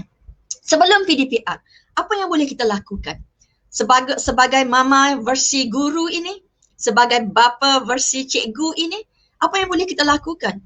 Tuan-tuan dan puan-puan, sebagaimana saya nyatakan terlebih dalam psikologi, kita ialah siapa yang kita fikirkan. Kita ialah bagaimana kita bawa diri kita. Itu ialah pandangan psikologi. Tuan-tuan, yang pertama sekali kita ubah ataupun tengok baharu, tuan-tuan. Bukan lagi pembelajaran di dalam bilik darjah, tetapi pembelajaran di rumah secara dalam talian. Pembelajaran atau pemikiran baru ini seharusnya kita adaptkan di dalam minda kita. Ini yang harus kita lakukan. By hook or by crook, seronok atau tidak, gembira ataupun duka, ini terpaksa kita lakukan. Dan tuan-tuan dan puan-puan, dengan my setting ini, dengan usaha yang bersungguh-sungguh, insya-Allah ia akan berhasil. Dan sesungguhnya dalam Islam pun kata, man jadda wajada, sesiapa yang bersungguh-sungguh, insya-Allah dia akan dapat. Dan tuan-tuan, saya pernah mendengar seorang doktor yang hebat memberikan satu persoalan. Dia menyatakan, melontarkan satu persoalan dalam tazkirah maghribnya di sebuah masjid. Dia menceritakan, dia menanyakan, menanya kepada audiens bahawasanya pernah atau tidak katanya dalam kehidupan kita, tuan-tuan dan puan-puan, sekali kita lakukan sesuatu itu dengan bersungguh-sungguh. Sekali. Kenapa dia tidak tanya 2 kali? Kenapa dia tidak tanya beratus kali? Ataupun kenapa dia tidak tanya berkali-kali? Tuan-tuan, sejujurnya, soalan yang mudah dan ringkas itu sukar untuk individu bernama saya untuk saya jawab. Tuan-tuan dan puan-puan, dia bertanya, pernah atau tidak di dalam kehidupan kita, kita melakukan sesuatu itu dengan bersungguh-sungguh. Sekali. Dia bagi contoh, sekiranya kita merupakan seorang ibu, pernah atau tidak kita membimbing, mendidik, membawa anak kita, membawa ke arah kebaikan, lakukan secara yang terbaik, secara bersungguh-sungguh. Pernah atau tidak? Sekali. Dan kalau kita seorang ayah katanya, pernah atau tidak kita membawa keluarga kita secara bersungguh-sungguh, membimbing, membawa keluarga ini ke arah yang terbaik. Sekali. Jika kita sebagai seorang penjawat awam contohnya, pernah atau tidak kita melakukan tugasan kita secara bersungguh-sungguh, seolah-olah inilah hari terakhir kehidupan kita di muka bumi ini. Pernah atau tidak? Jadi tuan-tuan dan puan-puan, barangkali untuk individu yang bernama saya, pada ketika saya mendengar soalan ini, saya berfikir dan bertanyakan dalam diri saya, barangkali pada ketika itu belum pernah. Maka tuan-tuan dan puan-puan, insya-Allah dalam keadaan ini Allah bukakan ruang yang sangat besar untuk kita lakukan, untuk kita pamerkan, untuk kita lakukan yang terbaik untuk anak-anak kita. Lakukanlah dengan bersungguh-sungguh, setkan minda kita, insya-Allah PDPR ini akan memberikan hasil yang positif untuk anak kita. Kerana dalam psikologi, sekali lagi saya sebut, kita ialah siapa yang kita bayangkan. Kalau dulu tuan-tuan kita hanya hantar anak kita sahaja. Kalau dulu kita hanya bantu buat homework sahaja dan kita meneruskan aktiviti kita memasak, mengemas rumah dan sebagainya. Namun hari ini tugasan itu sudah agak sedikit berbeza. Kita bukan lagi perlu menghantar saja anak ke sekolah, bahkan kita perlu harus bersama-sama mereka menghadapi apa yang mereka lakukan. Saya ada terbaca dalam satu artikel, katanya saat kritikal, saat yang sukar untuk seorang ibu ialah untuk mengendalikan PDPR untuk anak-anak mereka yang di sekolah rendah. Tahap 1, darjah 1, tahun 1 hingga tahun 3, katanya itu yang paling kritikal. Namun tuan-tuan dan puan-puan, kita setkan mind kita, insya-Allah kita lakukannya bersungguh-sungguh, manjada wajada, bersungguh-sungguh, insya-Allah kita akan dapat. Seterusnya, kita perlu juga belajar aspek teknikal, pengetahuan dan kemahiran-kemahiran asas. Tuan-tuan, individu sebagaimana saya lah, yang umurnya separuh abad ini tuan-tuan. Aspek teknikal ini memang sangat sukar untuk saya secara jujurnya lalui. Kerana saya bukan seorang IT. Saya bukan tahu ataupun celik IT ataupun mampu dalam menghadapi atau melihat sesuatu IT. Namun dalam PDPR hari ini tuan-tuan dan puan-puan, hendak atau tidak menarik atau seronok ataupun tidak, gembira ataupun duka, perkara-perkara basic ini perlu kita pelajari. Namun tuan-tuan, Allah bisa tegal biasa. Lama kelamaan insya-Allah kemahiran itu juga dapat kita ataupun sudah berada di dalam genggaman kita, insya-Allah. Kelas bersama dengan anak kita online bersama-sama, tuan-tuan dan puan-puan, kita harus setting mind itu. Kita harus juga bersama dengan mereka. Walaupun barangkali kita tidak berada di dalam kamera bersama anak kita dan itu barangkali agak mengganggu cikgu yang sedang mengajar sebenarnya, tetapi kita perlu berada bersama-sama anak kita. Bersama dengan kelas online dia. Bermaksud tuan-tuan, tambah lagi lah kita punya kerja. Tambah lagi lah kita punya tugasan. Kalau sebelum ini kita hanya bertugas untuk mengemas rumah, memasak dan sebagainya, tambahlah lagi dalam PDPR ini kita terpaksa berada bersama mereka. Dan yang terakhir, bukannya terakhir ya, untuk slide ini, beri perangsang untuk anak kita, tuan-tuan dan puan-puan, beri ganjaran. Kebanyakan daripada ibu bapa yang mana saya pastinya bukan kita, individu yang lain, tuan-tuan, yang kita fokuskan ialah kesilapannya. Yang kita fokus ialah keburukannya. Katakanlah sebagai contoh dalam 10 soalan, anak kita salah satu soalan daripada 10, bermaksud mereka mendapat 9/10. Yang kita fokuskan sangat ialah yang satu itu. Yang kita fokuskan sangat ialah yang kegagalan itu. Yang silap itu. Tetapi adakah kita melihat yang 9 yang betul itu? Kebanyakan yang individu yang lain yang bukan kita lah, tuan-tuan. Okay?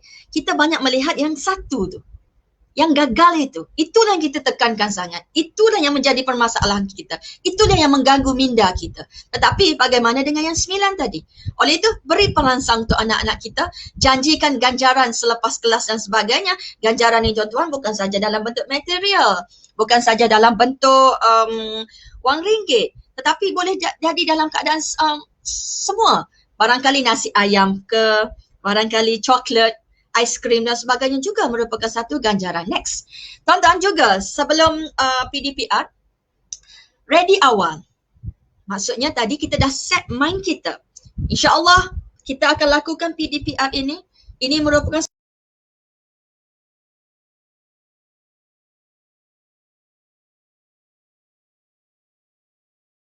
bagaimana itu? Yang pertama, tuan-tuan dan puan-puan, pastikan semak jadual. Jadual ini sebagaimana kita lihat keadaannya sebagaimana mereka berada di dalam bilik darjah. Semak jadual waktu. Masa kelas bermula pada waktu malam hari lagi. Sehari atau pagi, kalau sehari sebelumnya pada waktu malamnya, jadual anak-anak ini sudah pun berada di dalam minda kita. Kita sudah mengetahui dan sudah berada dalam pengetahuan kita, dan juga jadual ini, tuan-tuan, perlu kita selesaikan dengan jadual ayah dan bondanya sendiri. Jadual kita bermaksud tugasan-tugasan lain yang barangkali boleh kita delay sedikit, perlu kita sesuaikan dengan jadual waktu anak-anak kita. Dan ini boleh kita lakukan di peringkat awal.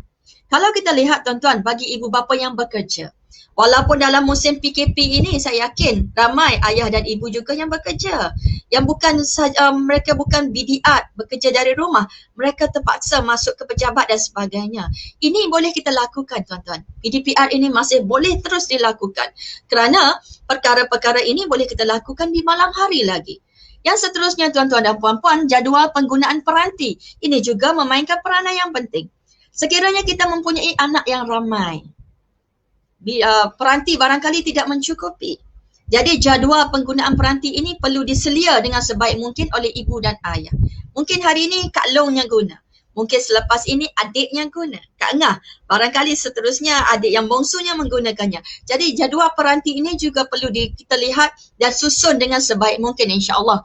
Dan juga tuan-tuan dan puan-puan, pastikan anak juga tidur awal. Kalau pada waktu persekolahan biasa, kita akan arahkan anak-anak ini supaya tidur awal. Kerana besok sekolah katanya. Tidur awal, besok sekolah. Tetapi barangkali untuk PDPR, ia kurang diberi penekanan.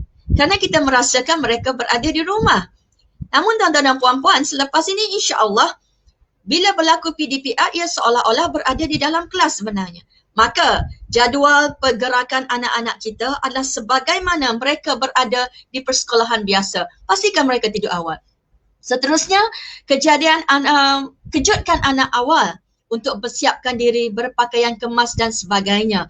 Ini juga sangat penting. Kerana apa, tuan-tuan? Walaupun bunyinya PDPR, pengajaran pembelajaran di rumah, tetapi ia juga merupakan pengajaran dan pembelajaran. Maksudnya perlu mengikut jadualnya.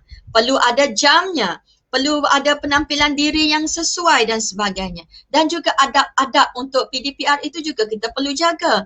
Maksudnya tuan-tuan, walaupun barangkali mereka tidak mengenakan pakaian sekolah, namun pakaian yang sepatutnya perlu ataupun mengikut adab-adabnya perlu ada juga. Oleh itu, perlu persediaan yang awal. Kemudian tuan-tuan dan puan-puan, sediakan sarapan. Kerana sebagaimana mereka pergi ke sekolah tuan-tuan dan puan-puan untuk mendapatkan fokus yang baik, anak-anak ini perlu diberi sarapan yang baik untuk mendapatkan ataupun fokus ataupun impak yang positif. Mereka ini perlu cukup zat dan sebagainya, maka perlu ada sarapan dan sebagainya. Dan tuan-tuan dan puan-puan, seterusnya ready awal juga berkomunikasi dengan guru tentang tentang masalah dan sebagainya lah. Tuan-tuan, ada individu yang tidak cukup peranti barangkali. Ada individu yang akses internetnya tidak mencukupi. Ada individu yang mempunyai cabaran dalam capaian internet dan sebagainya. Jadi tuan-tuan dan puan-puan, komunikasi ini sangat penting. Komunikasi dengan guru ini sangat penting. Kerana apa tuan-tuan dan puan-puan? PDPR ini bukan hanya berlangsung secara segera. Bermaksud guru, anak muridnya itu bukan saja boleh berlaku secara segera itu dalam masa yang sama. Ia juga boleh dilakukan tanpa segera. Maksudnya walaupun bukan berada sejurus bersama guru secara sehala pada waktu yang sama, PDPR ini masih boleh dijalankan. Dengan cara mana? Dengan cara tidak segera, boleh mendapatkan info-info ataupun ke pengajaran dan pembelajaran selepas waktu yang guru itu berada. Jadi juga boleh dilakukan. Namun itu komunikasi ini perlu di antara guru dan juga dengan ibu bapa supaya mereka ini dapat ataupun tidak tertinggal daripada PDPR ini. Next. Seterusnya, sebelum lagi tuan-tuan dan puan-puan. Next, Zati. Kita juga perlu melihat atau persediaan dan sudut alat bantu. Alat bantu peranti yang sesuai pastinya sekiranya ingin melakukan pengajaran PDPR secara segera ini perlu ada laptopnya, perlu ada handphonenya, perlu ada segala macam lah, komputer riba dan sebagainya yang juga dengan charge power yang mencukupi supaya itu tidak mengganggu PDP-nya. Dan capaian atau kotak internet mencukupi itu juga perlu kita pastikan. Buku teks, buku rujukan dan alat tulis itu perlu disediakan. Dan semoga tuan-tuan dan puan-puan insya-Allah dengan persiapan rapi ini, persiapan anak kita juga akan turut sama seiring. Kerana apa? Anak kita melihat kesungguhan ayah dan ibunya, melihat kesungguhan mama yang besi gurunya ini, insya-Allah itu juga mendapat memberi motivasi kepada anak kita. Seterusnya, next. Itu yang saya bincangkan mengenai sebelum PDPR. Zati, masa saya sudah ni ke? Tamat ke? Kemudian tuan-tuan dan puan-puan juga sebelum berkaitan dengan tempat dan lokasi, ini juga memainkan peranan yang penting. Untuk mendapatkan impak yang positif, tempat yang kondusif itu sangat perlu. Tempat yang bagaimana? Yang sesuai. Yang tidak bising, mendapat pencahayaan yang cukup, yang nyaman dengan tidak ada gangguan-gangguan bunyi, bau dan sebagainya. Dan tuan-tuan dan puan-puan, untuk tempat ini elakkanlah mereka mendapat PDPR di hadapan punca hiburan. Sebagai contoh, mereka ini belajar ataupun PDPR di hadapan televisyen. Ia merupakan sesuatu yang menggembirakan mereka. Itu satu benda yang menerujakan mereka. Televisyen. Maka kalau boleh kita elakkanlah dia daripada melihat televisyen itu. Sebagai contoh yang simple tuan-tuan. Anak kita suka coklat. Kita tidak mahu dia makan coklat yang banyak. Tetapi kita letak je coklat di hadapan mereka. Itu akan merangsang mereka ke arah itu. Oleh itu, kalau boleh kita letakkan tempat ataupun lokasi mereka akan mendapat PDPR ini jauh sikit daripada pusat hiburan kepada mereka. Seterusnya tuan-tuan, sediakan juga meja dan kerusi. Ini basic. Namun meja dan kerusi sebagaimana yang mereka dapat di dalam kelas secara pembelajaran sejarah bilik darjah, biarlah meja dan kerusi yang boleh membantu posture ataupun pergerakan tubuh mereka. Selesa. Boleh menulis, boleh duduk dengan selesa dan sebagainya. Dan sebagaimana mereka berada dalam kelas, baca doa semasa di tempat duduk sebelum kelas bermula. Tuan-tuan, jika ingin ini kita terapkan, lihat kesungguhan seorang ibu itu. lihat kesungguhan seorang ayah itu, insya-Allah tuan-tuan, anak ini juga akan menjadi termotivasinya lebih. Akan lihat kesungguhan itu dan aura itu sebenarnya akan sampai kepada anak-anak kita. Sesungguhnya tuan-tuan, untuk menangani anak-anak ini bukannya mudah. Namun kita wujudkan hubungan hati itu. InsyaAllah dengan hubungan yang hati yang baik, dia akan cepat sampai kepada anak kita. Next, Izati. Seterusnya tuan-tuan dan puan-puan, kita melihat yang ini sebelum PDP. Bagaimana dengan PDPR pula? Semasa PDPR. Apabila PDPR berlangsung, kalau sekiranya kita melakukan PDPR secara segera, bermaksudnya secara selari, guru memberi dan anak ataupun anak kita berada di hadapan laptop dan sebagainya itu, pastikan ibu dan anak fokus semasa kelas itu. Untuk mendapat fokusnya ini juga sesuatu yang agak sukar sebenarnya tuan-tuan. Tetapi tidak mustahil. Dengan persiapan yang rapi tadi sebelum PDPR tadi, dengan breakfast yang disediakan dengan yang begitu enak, dengan pencahayaan yang cukup, dengan suasana yang selesa, insya-Allah selama lebih kurang setengah jam 40 minit itu, anak-anak dan ibu bapa ini boleh memberi fokus yang terbaik kepada kelas mereka. Dan juga mendengar dengan penuh minat dan teliti, tumpuan 100%.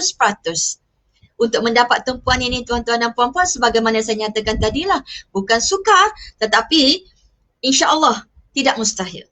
Jadi kita lakukan sebaik mungkin, insya-Allah tumpuan 100% ini akan dapat dicapai oleh anak-anak kita dan insya-Allah juga ia akan mendapat input ataupun outcome yang terbaik. Kemudian di samping itu juga tuan-tuan dan puan-puan, catatlah nota. Ambillah nota kerana sebagaimana saya nyatakan, banyak kali saya nyatakan ibu atau guru ini merupakan gedung ilmu sebenarnya. Di samping mereka bercakap, barangkali cakapan mereka itu bukan sesuatu yang kosong. Maka catat nota untuk anak kita. Barangkali untuk anak-anak yang kecil ini, anak-anak di sekolah rendah, mereka tidak pandai lagi untuk mencatat nota. Jadi peranan kita lah, mama versi guru itu tadi, catatlah nota untuk mereka, insya-Allah boleh diguna pakai nanti untuk rujukan anak-anak kita. Bertanya jika kurang semasa PDPR berlangsung untuk mendengar kembali dan boleh dijadikan ia sebagai rujukan kita nanti insya-Allah. Next, ini merupakan semasa PDPR. Saya terpaksa pergi laju ya, Izati, masa kita dah tamat ya. Barangkali, Izati, saya perlu berhenti ke? Kalau saya perlu berhenti, Izati tolong jelaskan. Next, Izati. Dan selepas PDPR tuan-tuan, beri ganjaran seperti yang dijanjikan tadi. Kalau dah janjikan nasi ayam, maka nasi ayam lah. Kalau dijanjikan coklat, maka coklat lah. Kalau dijanjikan aiskrim, maka aiskrim lah. Susun jadual anak dengan selesaikan tugasan yang diberikan. Segera selesaikan tugasan sebelum PDPR yang akan datang. Jangan bertangguh. Kerana benda yang bertangguh ini akan menjadi bebanan sebenarnya untuk kita. Izati, saya boleh berhenti dah kan ni? Puan Azli, boleh teruskan lagi? Izati? Ada setengah jam lagi. Boleh teruskan boleh saya lagi. Habiskan sedikit lagi? Boleh Puan. Boleh, ya, saya habiskan. boleh. Saya teruskan ya, Izati. Bantu anak selesaikan tugasan ini. Ya? Saya habiskan. Okey, saya teruskan ya. Okey. Saya teruskan secepat mungkin insya-Allah. Okey, terima kasih. Tuan-tuan, kita galakkan anak-anak berkomunikasi dengan rakan selepas kelas. Okey, terima kasih. Dan didik anak-anak kita untuk berdikari. Maksudnya ini merupakan barangkali sesuatu yang baru. Jika anak-anak kita ini agak pasif barangkali, kita galakkan mereka untuk berkomunikasi selepas PDPR supaya pemahaman mereka lebih tajam. Supaya apa yang mereka dapat itu betul dan apa yang mereka peroleh itu membawa impak yang positif insya-Allah. Kerana semakin banyak deria yang mereka gunakan, semakin pemahaman itu akan meningkat. Dan sebagai contoh, untuk dalam satu sesi pembelajaran PDPR tuan-tuan, sekiranya kita hanya mendengar, itu kurang memberi impak yang positif. Tetapi semakin banyak deria yang digunakan, kita menggunakan telinga, kita menggunakan tangan dan sebagainya, ia semakin meningkatkan pemahaman kita. Dan juga bantu ibu bapa lain yang memerlukan tukar-tukar pendapat dan berkomunikasi dengan guru. Again tuan-tuan dan puan-puan, komunikasi dengan guru ini sangat penting. Kerana guru itu tidak tahu apa masalah yang kita ada. Sekiranya kita tidak ada peranti yang mencukupi barangkali, sekiranya kita tidak memperoleh akses internet yang mencukupi ataupun yang kuat, yang strong di tempat kita, perlu berkomunikasi dengan guru supaya PDPR ini dapat juga dialami oleh anak kita dengan jayanya insya-Allah. Oleh itu tuan-tuan dan puan-puan, dengan tips-tips ini, persiapan-persiapan yang padu ini, insya-Allah tuan-tuan, dengan usaha yang gigih ini bakal memberikan impak yang positif kepada anak-anak kita sebagaimana mereka berada di dalam bilik darjah. Bahkan saya lihat sekiranya dipantau dengan lebih teliti, dipantau dengan lebih padu, barangkali impaknya lebih tinggi, lebih positif daripada mereka berada dalam bilik darjah barangkali. Kerana selian daripada guru sudah pastinya ada secara atas talian dan ditambah lagi dengan selian kita mama yang versi guru itu tadi, insya-Allah dua selian ini memberi outcome yang cukup baik, cukup hebat pada anak kita. Next. Jadi kita sudah lihat tuan-tuan dan puan-puan sebelum PDPR, semasa PDPR dan juga selepas PDPR. Next, is that this slide?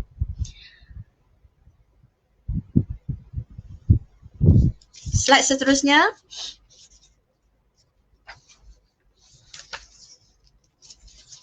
Tuan-tuan, saya seronok dengan gambar ini. Dianya kucing tuan-tuan. Tapi bila lihat di dalam cermin itu, nampaknya singa. Tuan-tuan, dalam PDPR ini ramai sekali di kalangan kita yang menjadi singa rupanya. Sebagaimana yang saya nyatakan tadilah, tangan yang menghayun buayan ini bisa menggegarkan dunia. Dan memang dalam sesi PDPR ini memang gegarlah rumah kita. Tuan-tuan, kurangkanlah sedikit kesingaan itu.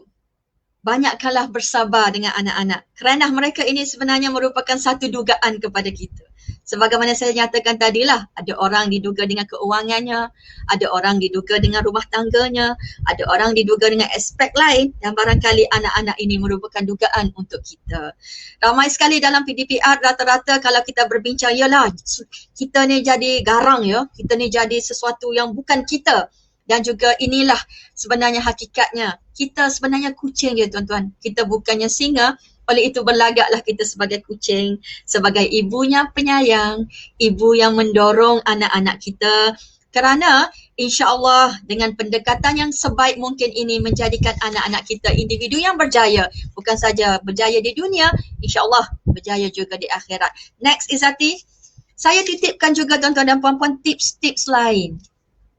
Yang mana tadi kalau kita lihat dah sepanjang PDPR itu berlangsung. Sebelum apa yang boleh kita lakukan, semasa apa yang boleh kita lakukan dan selepas itu apa yang boleh kita lakukan. Dan juga saya selitkan sedikit juga tuan-tuan dan puan-puan tips lain yang boleh kita sebagai ibu dan ayah ini lakukan. Bagi ibu dan ayah yang bekerja sepanjang PKP ini boleh menghubungi guru untuk mendapatkan cara alternatif semasa supaya PDP juga berlangsung. Tuan-tuan, ini juga saya lihat satu inovasi, satu usaha gigih yang dilakukan oleh pihak sekolah. Ramai sekali kalau kita lihat hari itu saya ada terlihat dalam satu siaran TV ya, televisyen, mengatakan guru-guru di pendalaman, mereka cukup kreatif. Anak-anak murid mereka tidak ada peranti yang sesuai untuk atas talian. Mereka tidak mendapat capaian internet yang baik. Maka alternatif lain dilakukan. Ayah atau ibu mendapat halayan kertas kerja dan sebagainya dengan cara yang pelbagai. Maksudnya mungkin boleh dapatkan di pondok-pondok jaga ataupun pondok-pondok sekolah.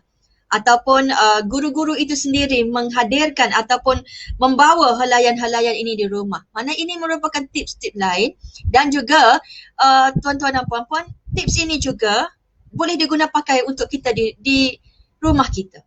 Sekiranya kita tidak sempat untuk berada ataupun PDPR secara segera, PDPR ini tetap boleh dijalankan dengan cara yang berbeza. Sekarang ini banyak sekali kalau kita lihat dalam YouTube, kalau kita lihat di dalam e-didik dan sebagainya, banyak sekali didedahkan berkaitan dengan pembelajaran dan pengajaran dan pembelajaran ini. Maka hendak 1000 daya, tak hendak 1000 dalih. Tidak ada alasan sebenarnya untuk anak kita mendapat PDPR ini, insya-Allah. Tuan-tuan, dengan usaha yang gigih ini, dengan kehendak dan keinginan yang tinggi, dengan keinginan ataupun usaha yang tidak berbelah bagi, insya-Allah konsep PDPR ini, insya-Allah ilmu ini dapat dicapai oleh anak kita dengan sebaik mungkin, insya-Allah tuan-tuan. Dan akhirnya Izzati, video ini saya bawakan untuk tuan-tuan dan puan-puan kerana sesungguhnya tuan-tuan, kita sekarang barangkali berada di dalam masa kritikal kita. InsyaAllah jika kita boleh hadapi masa kritikal ini dengan baik tuan-tuan dan puan-puan, insyaAllah sesuatu kejayaan yang besar sedang menanti kita, insyaAllah. Tuan-tuan dan puan-puan, ini ialah video terakhir daripada saya. Dalam setiap kesulitan itu pasti ada kemudahan dia. Kita saksikan seketika.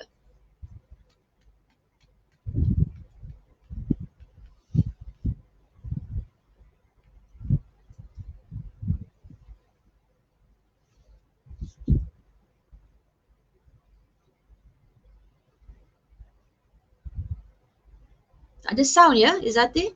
Dia sepatutnya ada sound tu. Dia kata setiap detik, setiap jam, bahkan setiap detik, setiap ketika, setiap jam, bahkan setiap detik katanya. Dia sepatutnya ada sound ya, tapi ialah inilah kelemahan juga dalam komunikasi secara online ini. Terdapat rangkaian masalah. Memang hidup ini dalam rangkaian masalah tuan-tuan. Setiap masa, setiap detik, setiap jam. Apakah sahabat bermasalah itu? Ingin tahu kuncinya?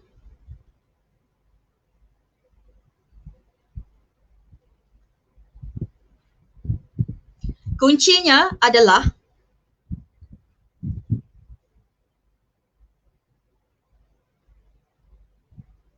HN. 3 akronim. Akronim yang pertama H, dan N. H yang pertama tuan-tuan ialah, oleh kerana tak keluar soundnya, saya cuba bacalah. Hadapi. H yang kedua, hayati. Dan N-nya tuan-tuan dan puan-puan ialah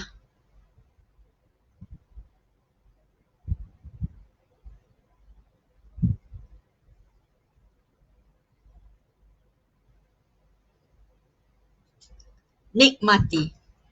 Tuan-tuan, hadapilah, hayatilah dan nikmatilah.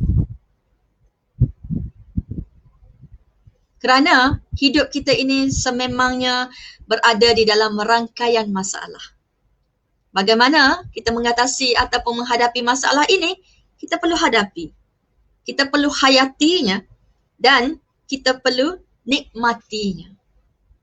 Kerana sesungguhnya supaya agar lebih optimis,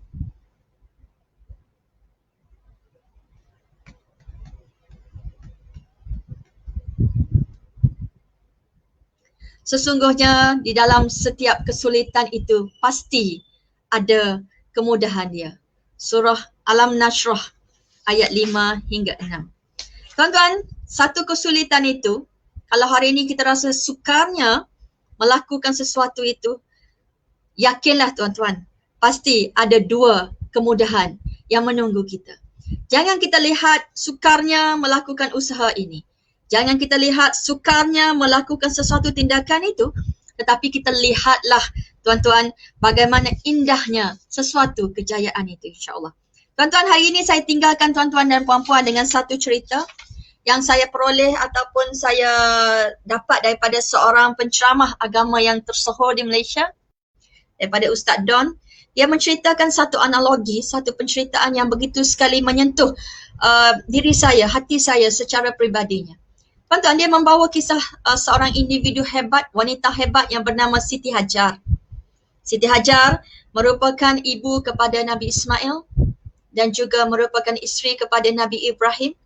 Yang mana dia menceritakan tuan-tuan dan puan-puan bagaimana Siti Hajar ini satu peristiwa yang berlaku. Suatu ketika Siti Hajar mendapat wahyu, Allah menyatakan supaya Siti Hajar yang baru saja lepas bersalin itu perlu pergi ke padang pasir sana dan perlu melakukan pergerakan-pergerakan yang tertentu. Dan dalam keadaan yang baru saja lepas bersalin, maklum sajalah tuan-tuan, kita juga pernah mengalami situasi tersebut. tanpa bertanya, tanpa berfikir panjang, Siti Hajar terus melakukan aktiviti itu. Maka tuan-tuan dan puan-puan, hadirlah Siti Hajar berada di padang pasir sana. Dan dia melakukan beberapa kali gerakan di antara Bukit Safa dan Bukit Marwah. Bergerak daripada sana, Safa ke Marwah, bergerak 1 kali, 2 kali, seterusnya dan sebagainya dalam keadaan yang sangat-sangat panas padang pasir pada ketika itu. Dan situasi itu tuan-tuan hari ini kita lakukan dalam ibadat sa'i untuk umat Islam. Tuan-tuan, individu ini menyatakan dia mengambil peristiwa Siti Hajar itu. Dia kata Siti Hajar apabila mendapat wahyu tanpa bersoal panjang terus saja berada di position itu, di padang pasir itu dan melakukan pergerakan itu. Satu hala tidak ada apa yang terjadi. 2 hala pergi dan balik sehinggalah 7 kali pergerakan beliau. Dalam keadaan yang begitu perik, baru selepas bersalin dan sebagainya, tuan-tuan akhirnya di atas tindakan Siti Hajar itu, pergi dan balik itu selama 7 kali, maka akhirnya si anak ini, Nabi Ismail ini bergerak-gerak merejam-rejamkan kakinya, maka keluarlah mata air di kaki anaknya itu, Nabi Ismail. Dan juga air itu ialah air Zam-Zam yang kita sebagai umat Islam boleh kecapi ataupun nikmati sehingga hari ini. Tuan-tuan, Ustaz Don bertanyakan sesuatu. Dia kata, usaha yang dilakukan oleh seorang ibu itu yang tidak ada belah bahaginya, yang tidak ada komprominya, melakukan aktiviti itu dan ganjaran itu diperoleh di kaki anaknya, bukan di kaki Siti Hajar sendiri. Maka tuan-tuan dan puan-puan, hari ini kita berusaha untuk sesuatu. Kita lakukan sesuatu untuk diri kita, kita lakukan sesuatu untuk keluarga kita, kita lakukan sesuatu untuk individu yang bernama orang-orang ataupun individu-individu yang kita sayang berada di sekeliling kita. InsyaAllah tuan-tuan, ganjarannya bukan barangkali untuk kita, tetapi ganjarannya untuk anak-anak kita barangkali. Ganjarannya untuk cucu-cucu kita insyaAllah. Dan insyaAllah yakinlah setiap usaha yang kita lakukan itu Allah akan lihat. Kerana Allah Maha melihat, Allah Maha mengetahui.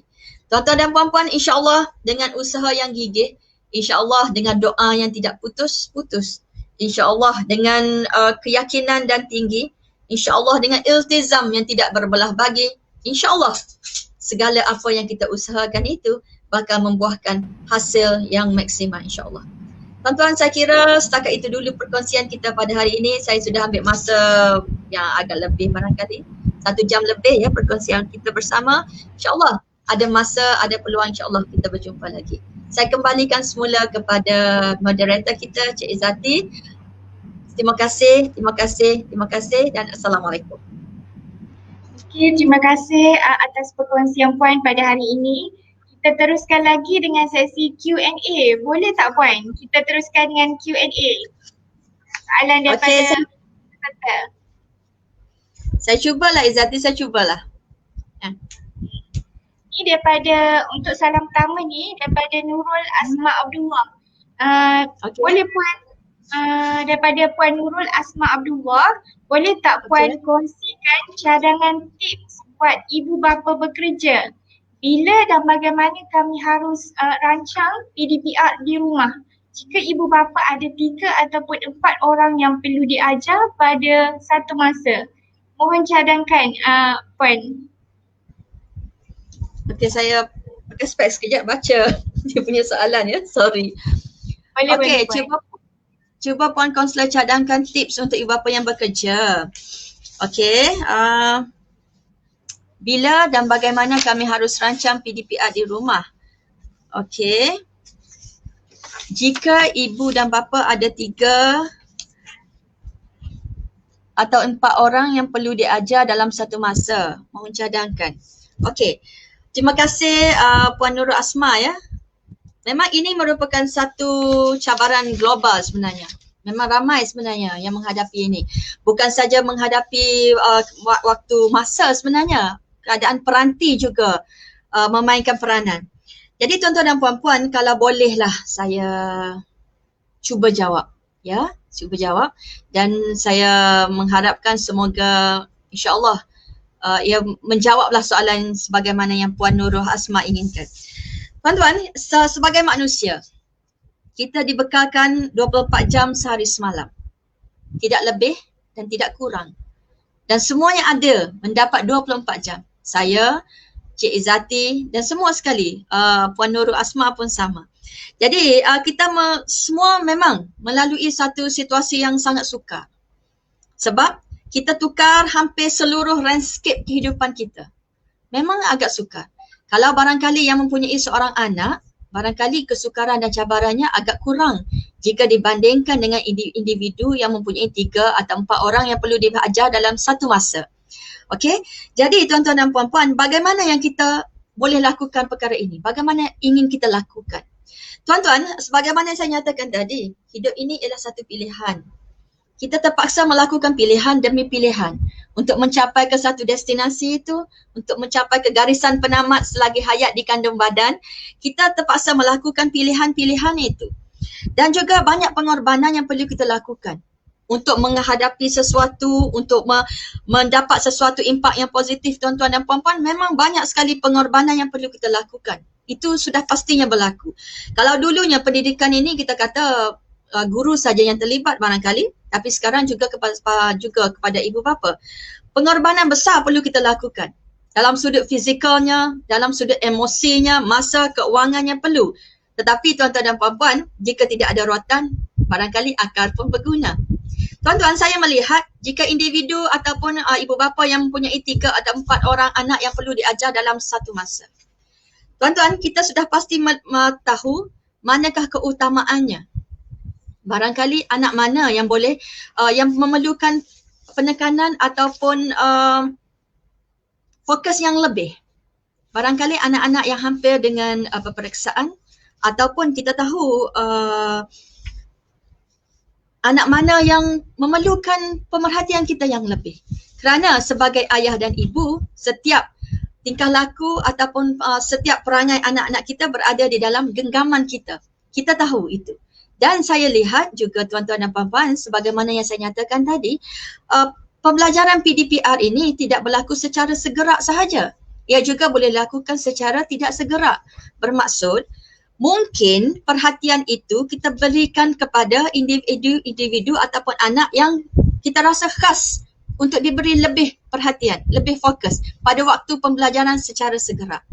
Manakala anak-anak yang lain boleh kita lakukan juga ataupun pemerhatian, pemantauan secara pembelajaran yang tidak segera.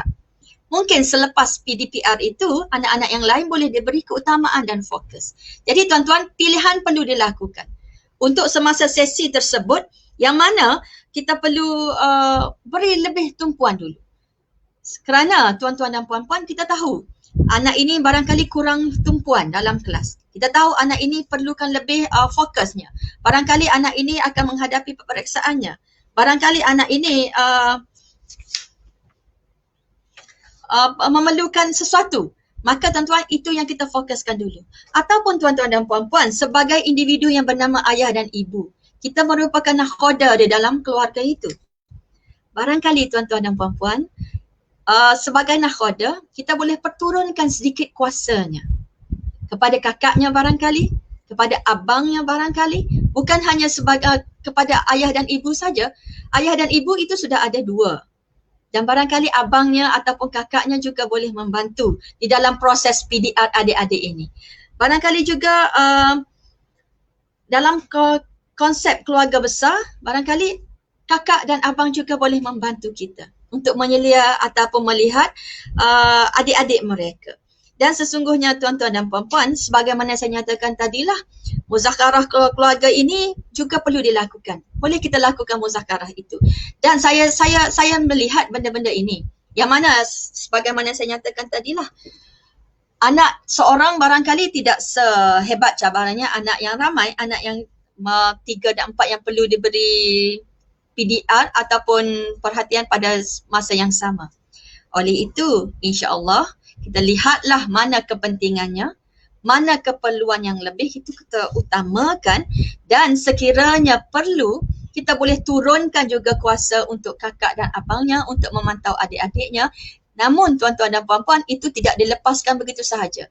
Selepas kita memberi fokus kepada anak yang nombor 1 contohnya, selepas PDPR berlangsung, kita boleh memberi fokus untuk kesemuanya. Supaya mereka mendapat bahagian yang sama, mereka tidak rasa bahawasanya mereka ini dipinggirkan, dan supaya insya-Allah mereka juga akan mendapat hak mereka yang sepatutnya sebagaimana anak-anak yang lain.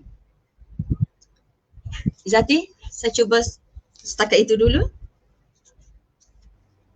Puan, untuk soalan kedua, kita ada soalan kedua daripada Puan Ahmad Rohayu. Dia tanya berkaitan dengan PDPR ni adalah pembelajaran norma baharu. Namun ada mata pelajaran yang sukar anak-anak fahami kerana tidak bersemuka antara guru dan murid-murid. Seperti mata pelajaran bahasa Arab, guru-guru dicadangkan untuk buat Google Meet dengan murid-murid selain kerja sekolah saja.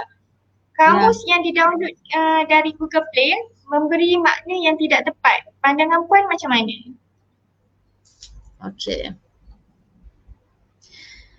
Okey, saya faham dengan soalan ini, dan sebenarnya ia merupakan cabaran yang besar juga sebagai ibu bapa yang bertindak sebagai guru di rumah.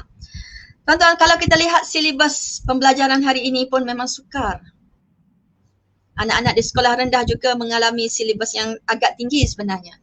Dan memang saya fahamlah kalau mata pelajaran bahasa Arab ini, ayah dan ibunya sendiri pun tidak menguasai bahasa Arab dengan baik. Saya bukan kata orang lain, Izati. Saya sendiri pun tidak boleh menguasai mata pelajaran bahasa Arab dengan baik sebenarnya. Jadi sebagai PDPR, ia merupakan pembelajaran norma baharu bagi mata pelajaran yang sukar untuk anak-anak ini. Okey, jadi dia kata bagaimana nak mengatasi situasi ini. Guru-guru dicadang buat Google Meet dan murid-murid dengan murid-murid selain kerja sekolah.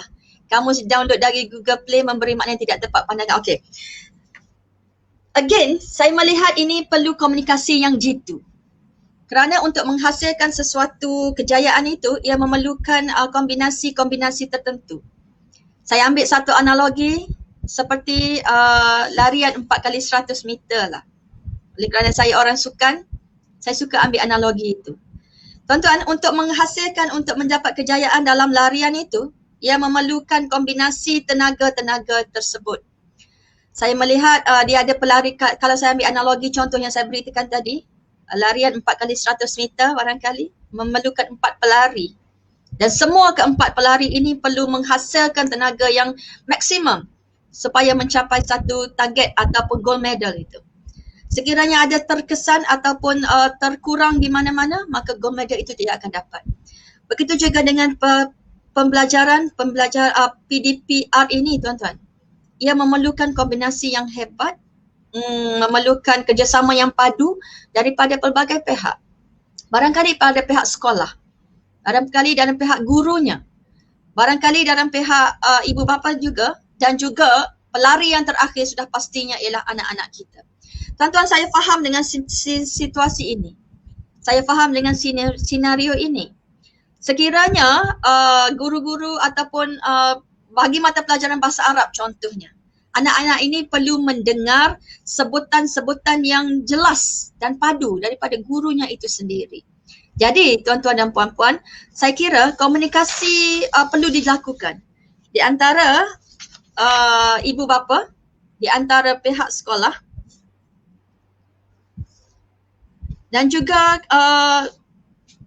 pihak-pihak yang tertentu, supaya pembelajaran ataupun mata pelajaran ini tidak akan tertinggal untuk anak-anak kita. Oleh itu, barangkali media-media lain boleh kita gunakan. Contoh, aktifkan grup WhatsApp di antara guru, ibu bapa, dan saya yakin itu telah pun dilakukan. Namun, perlu ada lagi feedback-feedbacknya. Kerana untuk ataupun untuk mencapai sesuatu impak yang maksimum untuk setengah mata pelajaran, ia memerlukan tindakan yang lebih jitu. Sebagai contoh mata pelajaran bahasa Arab tadilah. Jadi Banyak medium yang dikeluarkan, saya lihat memang ada. Dalam YouTube pun ada, dalam e-didik pun ada. Namun peranan kita sebagai ibu bapa jugalah tuan-tuan untuk memilih sumber-sumber yang betul-betul sahih, sumber-sumber yang betul-betul pasti, sumber-sumber yang betul-betul berkualiti dan betul untuk didedahkan kepada anak-anak kita. Kerana ada juga sumber-sumber yang barangkali tidak tepat sebagaimana dinyatakan oleh Encik Amar Rohayu itu tadi. Jadi tuan-tuan, perlu kombinasi, perlu berkomunikasi di antara sekolah, kombinasi di antara guru, kombinasi di antara ibu bapa dan juga anak-anak. Dan juga untuk anak-anak, mereka perlu ada grup perbincangan mereka sendiri, barangkali secara maya. Selepas sesuatu kelas itu, selepas PDPR yang berlangsung itu, mereka boleh adakan berbincang di dalam grup mereka yang tersendiri. Selepas satu kelas untuk lebih menguasai apa yang mereka telah pelajari. Dan juga sebagaimana saya nyatakan tadi tuan-tuan, ibu bapa juga bolehlah mencari bahan-bahan sampingan yang lain. Namun bahan ini perlu dilihat yang berkualiti. Barangkali rujukan kepada guru itu boleh dilakukan terlebih dahulu. Berdasarkan bahan yang kita dapat ini, kita buat rujukan dulu kepada guru, pastikan ia betul-betul sahih, pastikan ia betul-betul berkualiti dan barulah insya-Allah kita dedahkan kepada anak-anak kita. Maka kombinasi ini sangat penting. Hubungan yang baik di antara pelbagai pihak ini sangat-sangat penting. Dan kita tahu tuan-tuan, ini merupakan sesuatu yang baru dan norma baru, memang betul sesuatu yang baru. Dan benda-benda yang baru ini tuan-tuan yang saya sebutkan tadilah, ia masih lagi canggung, kita masih lagi try and error, kita masih lagi meletakkan input-inputnya supaya ia bakal memberikan kesan yang positif untuk pembelajaran anak-anak kita. InsyaAllah tuan-tuan, kita doakan semoga pandemik ini segera berlalu pergi. Dan juga semoga ada sinar cahaya di penghujung kegelapan kita ini insya-Allah. Dan tuan-tuan, insya-Allah saya melihat kesungguhan yang ada dalam diri ayah dan ibu ini. Kalau tidak tuan-tuan, maka mereka tidak akan mengalami masalah ini. Bagi individu yang tidak peduli tentang PDPR anak-anak dia, tidak peduli tentang anak-anak dia, maka cabaran dan juga benda ini tidak mengganggu minda kita pun. Sekiranya ia mengganggu minda kita, sebenarnya is a good sign, satu petanda yang baik. Menandakan bahawasanya kita memang mengambil berat. Kita memang inginkan sesuatu yang positif, yang terbaik untuk anak-anak kita. InsyaAllah tuan-tuan, wujudkan komunikasi-komunikasi yang tertentu. Jika perlu, berhubunglah dengan guru, berhubunglah dengan pihak sekolah, carilah satu alternatif yang lain, carilah ataupun bahan-bahan lain tambahan ya, sebagai tambahan dalam media-media dan buat rujukan dengan guru-guru kita. Sekiranya sahih, sekiranya berkualiti, barulah insya-Allah kita dedahkan kepada anak-anak kita. Zati. Terima kasih. Okey Puan, untuk soalan terakhirlah.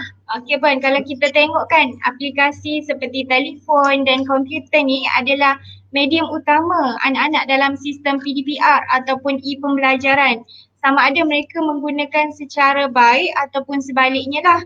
Jadi sebagai ibu bapa, macam mana kita nak pastikan anak-anak benar-benar menggunakan aplikasi yang diberi itu untuk sistem pembelajaran secara online. Silakan Puan. Okey, terima kasih Zati. Okay. Saya suka ambil kata-kata daripada Dr. Syukri Abdullah. Berdasarkan penulisan Dr. Syukri, dia menyatakan bahawasanya apabila gadget itu hanya 25% membantu anak dalam PDPR dan 75% membuang masa mereka, maka ibu bapa patut wajib ya kawal ketat penggunaannya. Jadi Izati dan juga tuan-tuan dan puan-puan, untuk memastikan bahawasanya gadget ini memang benar-benar digunakan untuk PDPR, sebenarnya sudah tentu pemantauan yang hebat perlu dilakukan. Barangkali proses PDP itu perlu dilakukan juga di hadapan orang lain, di khalayak ramai, bukan di dalam bilik. Dengan cara itu, semua orang boleh memantau, semua orang boleh melihatnya. Termasuk kita selaku ibu dan ayah, abang-abang dia, barangkali adik-adiknya juga boleh melihatnya. Dan sediakan tempat yang khusus. Maksudnya tidak ada peluang untuk membuka tempat-tempat ataupun perkara-perkara yang lain. Dan juga pemantauan sudah tentu perlu kita lakukan. Pemantauan yang kondusif dan terancang. Sesekali barangkali boleh kita adakan kuis untuk anak-anak kita untuk memastikan pemahaman mereka.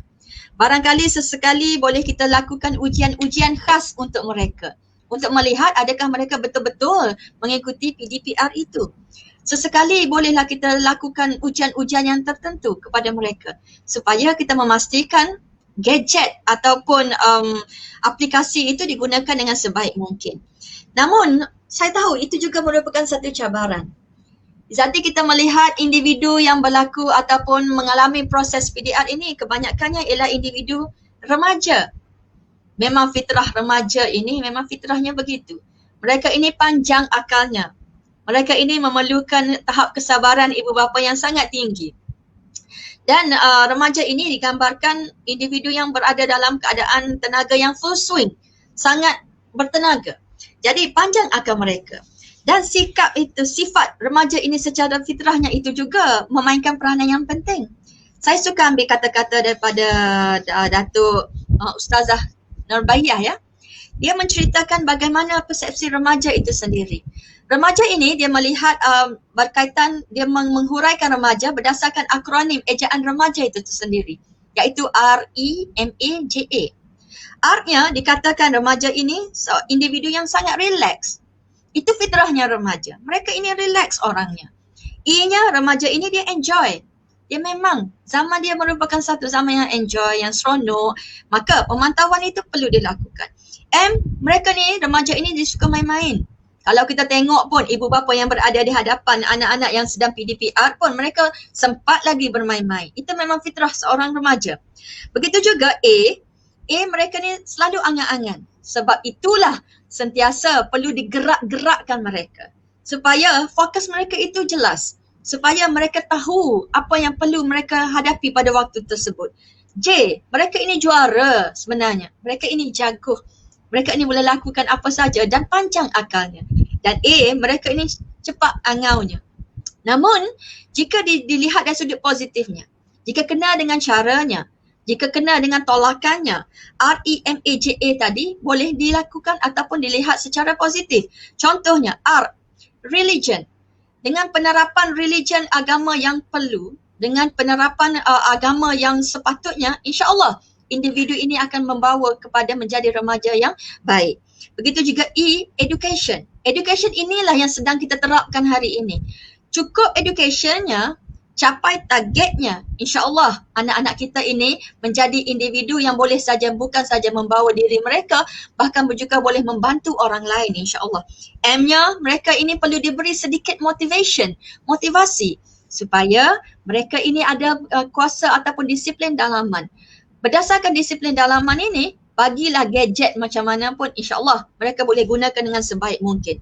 Begitu juga A, advice. Mereka ini perlu banyak nasihat. Mereka ini perlu banyak pemantauan. InsyaAllah dengan pemantauan yang jitu, dengan seliaan yang baik, dengan doa yang baik-baik daripada ayah dan ibu, dan ini merupakan senjata kita orang mukmin. Dan anak-anak tuan-tuan dan puan-puan ialah individu yang mana akan menerima doa yang baik-baik tanpa hijabnya daripada ibu dan ayahnya. InsyaAllah mereka akan jadi individu yang baik. Dan juga J-nya, justice, mereka ini perlu adil. Dan A-nya, mereka ini perlu sedikit lasak lah. Jangan mudah mengalah, beri dorongan, beri harapan. InsyaAllah mereka ini akan menggunakan yang dengan sebaik mungkin. Jadi pilih aplikasi dan platform pembelajaran digital sesuai untuk mereka. Kita yang membuat pilihan, kita yang memberi galakan, kita yang memberi sedikit tolakan. InsyaAllah mereka akan tidak tersasar jauh. Juga cabar melalui permainan, melalui kuis yang tadi saya katakan sesekali, barangkali boleh kita adakan terjahan-terjahan ujian itu. Boleh kita buatkan sedikit terjahan-terjahan kuis itu supaya memastikan bahawasanya mereka ini benar-benar menggunakan gadget dan juga aplikasi ini ke arah yang terbaik. Dan juga secara kumpulan, belajar secara kumpulan atas talian dan sebagainya. Jadi kalau kita lihat, disiplin dalaman itu sangat penting. Mereka ini perlu tahu apa yang mereka inginkan. Dan untuk mendapatkan situasi itu, ibu dan ayah perlu memainkan peranan. Mereka perlu sentiasa ditolak. Mereka perlu sentiasa dibimbing, diberikan dorongan, diberikan bantuan supaya insya-Allah mereka ini tidak akan tersasar jauh. Tuan-tuan, doakanlah yang baik-baik untuk anak kita. doa kita tiada hijabnya. Dan juga berilah perkataan yang terbaik untuk anak-anak kita, kerana setiap perkataan yang dituturkan oleh ayah dan bonda itu merupakan doa untuk anak-anak kita. InsyaAllah tuan-tuan, bukan kita saja yang mengalami situasi ini, bahkan seluruh negara pun, seluruh individu mengalami keadaan yang sukar sebagaimana kita.